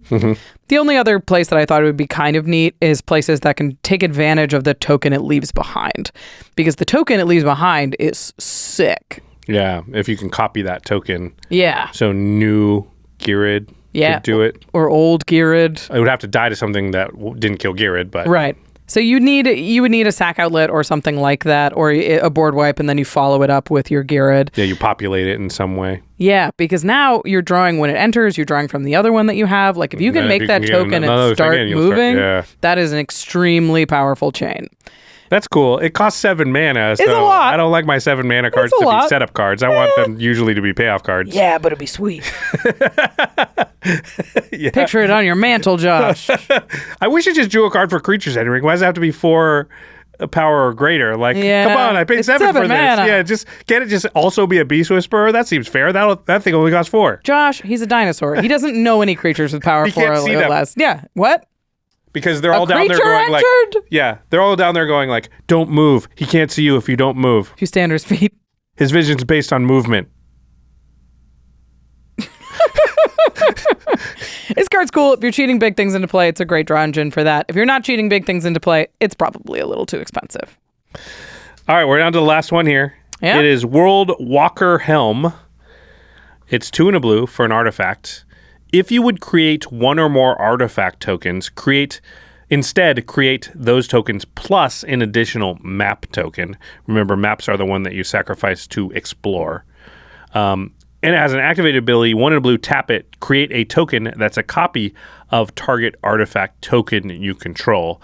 So you can obviously make a token copy of something, and then it will see that itself and make an extra map token. Yeah. Are you making stuff? Make more stuff. Yeah, you have put down Academy Manufactor as a comp, which I believe is sort of what it is. Yeah. This is in blue, and it has that activated ability. Academy Manufactor does not create any tokens on its own. Right. Whereas this will, although you have to already have 1 token to kind of get it going. Yeah, it's not quite a do nothing and artifact. It's close. I mean, Academy Manufacturer is insane, so... Yeah, this is not Academy Manufacturer. It's certainly not as explosive as Academy Manufacturer, but it especially if you're making like 1 token at a time, this is very good. If you have like a when this happens, make a clue, you're going to be making a lot of maps. Yep. But if you have stuff that says like make 6 tokens for the number of things, then you're only going to make 1 map instead of 6 maps. Yeah, that's rare though. Yeah, I'd say these types of things are usually created in singles. Treasure's not as much, but yeah. If you have an in blue, I guess it's harder to make treasures. I'm trying to think of a blue treasure commander off the top of my head. No, you're usually paired with something. It's usually something else. But your clue stuff or your food stuff, if you're making a lot of that stuff, that gives you more rectangles. Yeah, it's rectangle theory. I think this thing's got it written all over it, which is. Yeah, it just adds an additional rectangle when you make other rectangles. Yeah. And that's very powerful. You've called them tchotchke decks, which I like. Just a ton of stuff. Doesn't matter what they are. They're here. Those decks that are just they got KCI or they've got, what's the one where you tap 2 artifacts and deal damage to something? Or, they're just saying like, or whenever an artifact enters the battlefield, deal 1 damage to your opponents. Yeah, exactly. Yeah. That's where this is going to be most at home. And you're going to cast a Rise and Shine, and they're all going to wake up, and it doesn't matter if they're a map or a clue or a treasure. Your opponents are dead. Yeah. You just I don't care what each of these things are. They just are artifacts, and I will use them in different ways for things that care about sacrificing or when they enter or whatever, Yeah. There's some sort of Togo partner pairing with blue, and you're like, every time I play a land, now I get a map and a rock. Cool. And then, that kind of stuff. Is it landfall? Cool. Is it landfall? Yes, it is. It is. Oh, it isn't, so it might not be. You pair it. See, unfortunately, you got to pair it with Thrasios to get the green for the landfall. There you go. Yeah. Now it's like, well, it's a Thrasios deck. No, that's boring. It's not a Togo deck. Yeah. All right. Those are the cards that we're going to talk about from Thunder Junction, from the Big Score, from all of the Commander decks. There's a lot of really sweet things. We talked a lot about Spree. Yep. I think that flexibility is so nice. And a lot of the time when we talk about modal spells, we're like, is it worth the extra mana? And Spree doesn't guarantee that it's worth that you have to spend extra mana, which is really cool. You don't have to. You get that flexibility while staying efficient. Yeah, I like that a lot. I think this is the second set in a row where we've talked about it, maybe the third, where like there's a lot of good stuff in here and a lot of playable stuff, but nothing feels like broken. I agree. So I really think that the design team's been doing a good job giving us fun new toys to play with, but not giving us stuff that is going to warp the format a lot. There's no Smothering Ties or Teferi's Protection, at least that I can obviously see or that we obviously see here. So there's always the chance for something to sort of be sneakily broken, but no Jessica's Wills, you know, which I think is good for the format. And that is increasingly difficult for them to pull off as they have to design new cards, and there's only so many little nooks and crannies that haven't been filled in before. So I want to give them props for, you know, doing a really good job making us excited, giving us new toys, but making it feel like, oh, this is all within the wheelhouse of what we like. And isn't going to, like, you know, ruin a lot of games or anything like that. All that being said, what was your favorite card for In the 99 from this set? I had a hard time picking my favorite one. Yeah. I wasn't sure. There wasn't a ton of Josh cards. Well, and I think there was a lot that I like, but there wasn't anything where I was like, I love that. I think, you know, Return the Favor was the most Joshy card, but I also, there's enough stuff like that where I was like, you know, I don't even know if I'll play it just because it's existed in other forms before. I think Las Jitte was the one that I'm excited. I like untapping stuff, specifically land. So specifically land. Yeah, and it's explosive. A little bit can be a little bit sneaky. We didn't even talk about proliferating on that sword. That's kind of fun. Yeah, that's true. So yeah, I think. It's weird to say in equipment, but that's what I'm saying. How about you? What's your favorite card? Yeah, I all the way back to the first card. I think Angel of Indemnity is the card I'm most excited to play. I think that's the one that like people will die to that they don't know that they died to, which is cool. Yeah, that card's sweet. It's a very Rachel card. It is. I picked a very Rachel card. What do you think is the most powerful card in the 99 from Thunder Junction? This was tricky because there's a lot of flexible cards in Thunder Junction. Yeah. But none of them are strictly like very, very like power level, like high impact cards. So I think if you're talking about the flexibility type stuff, then there's a lot of options. I think the card that's most likely to do the biggest things in Commander is probably Kambal. I think when that card comes down across from you and you're playing, you make anything. You have to completely reevaluate what is going on your board. And it's a hate bear for a casual strategy, which is not something that we've seen a lot of. Yeah, I mean, it's not even really a hate bear because it doesn't stop them. It doesn't stop them. It just says, hey, careful. Which is, in many ways, I think, to people's detriment because they unfortunately make bad decisions. Where it's like Rhystic Study. They shouldn't be playing any cards that make tokens when that thing's out for the most part. But they will. Yeah. Because they'll think, well, they get it too, but I still get it. Yeah. But you're really making that other person win because you're spending resources to get the things you're getting. They're not. And that advantage, you know, if you give it to them a couple of times, is just going to be too big to overcome. So, yeah, I like cards that punish my opponents for making bad decisions. That is what, you know, that's what Magic's about. Yeah, absolutely. And that's way more fun than cards that just say, hey, you can't. Yeah. If you would make tokens, don't. Yeah. Like everyone would just hate that card. Yeah, but this says like, all right, you can do it, but me too. Yeah, the most powerful is always a difficult question because how you define most powerful is tough, right? Is it the most powerful a card can be when it's at its most powerful? Or is it, you know, what its average power is? If you take everything's average, what's the highest average? I think by that measure, I would pick Final Showdown as the most powerful of the bunch we talked about today. In that, I think my prediction from this set, what's the card we will see in play the most? It's Tower Winder or this probably. And Final Showdown, I just think is so good. It just has so many great uses, and I think most decks with white in it will want to run this card. The instant speed on it's amazing. The protection, the fact that it's a board wipe, plus I keep my best thing a lot of times, and just save myself from weird stuff in a pinch. Like it can stop a lot of combos that are happening. So, you know, which that's not the way you want to use it, but hey, if you're going to die. So, yeah. That would be my prediction for like most played card from this set. That's knows? the card But I'm most excited to have in my hand, I think. yeah. Because it is going to give you a lot of choices and make you feel really in control of your position. It's a card that makes you feel very safe, which makes it very cool white card, I think. Yeah. And as we're moving towards the World War, myself at least, I'm going like, I need to put a couple more board wipes back into my decks. Oh, it's cool to have a really good one that just came out. Absolutely. It's funny that you have to be afraid of somebody having 7 white mana up now and not 7 blue mana. It's like That's true. You're like, Yeah. what's your crap? you're a mono white deck. What do you possibly have? Crap. I know what you've got. What do I do about that? To the listeners, what do you think about this set? Anything you're excited about it? Hopefully we talked about the cards you're most excited about. But if we didn't, leave a comment down below. We read all of those and like to engage. So what new cards did we talk about or are in this set slot perfectly into your existing Commander decks? Are there any cards from the set that you think are awesome in Commander that we didn't talk about? There's so many. It's really hard to slim it down, especially when there's like Outlaws, like reanimate all your Outlaws. And you're like, that's really good in an Outlaw deck. Yeah. If you want to pick up any of the cards that we talked about today, or any of the precons or any of the sealed product, get some play boosters, go to cardkingdom.com/command. Your Magic players, we know you're going to buy Magic cards, especially in this exciting time when cards are new. Go pick up the singles, get yourself a couple of final showdowns, get a Lost Jitte. Tower Winder. Yeah, it doesn't matter. Get the Angel of Indemnity. Yeah. I'm going to have to buy like 3 Tower Winders.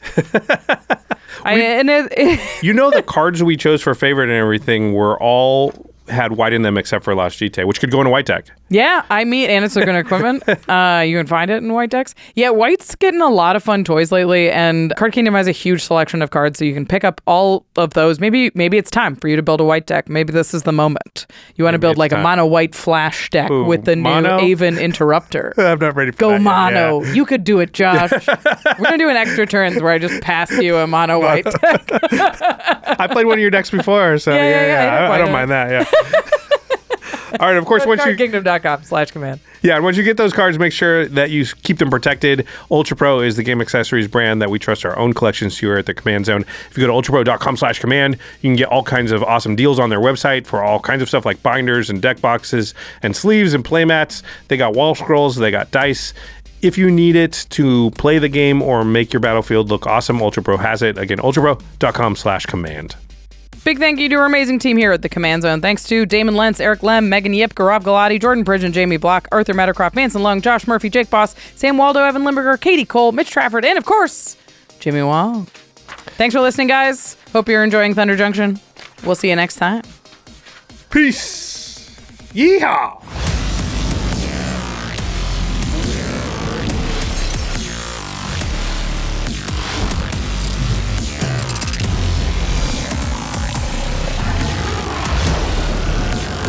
Thank you for your attention. For further inquiries, send an email to commandcast@rocketjump.com or ask us on Twitter @JFWong and @JoshLeeQuai. See you later, alligator. Greetings, humans.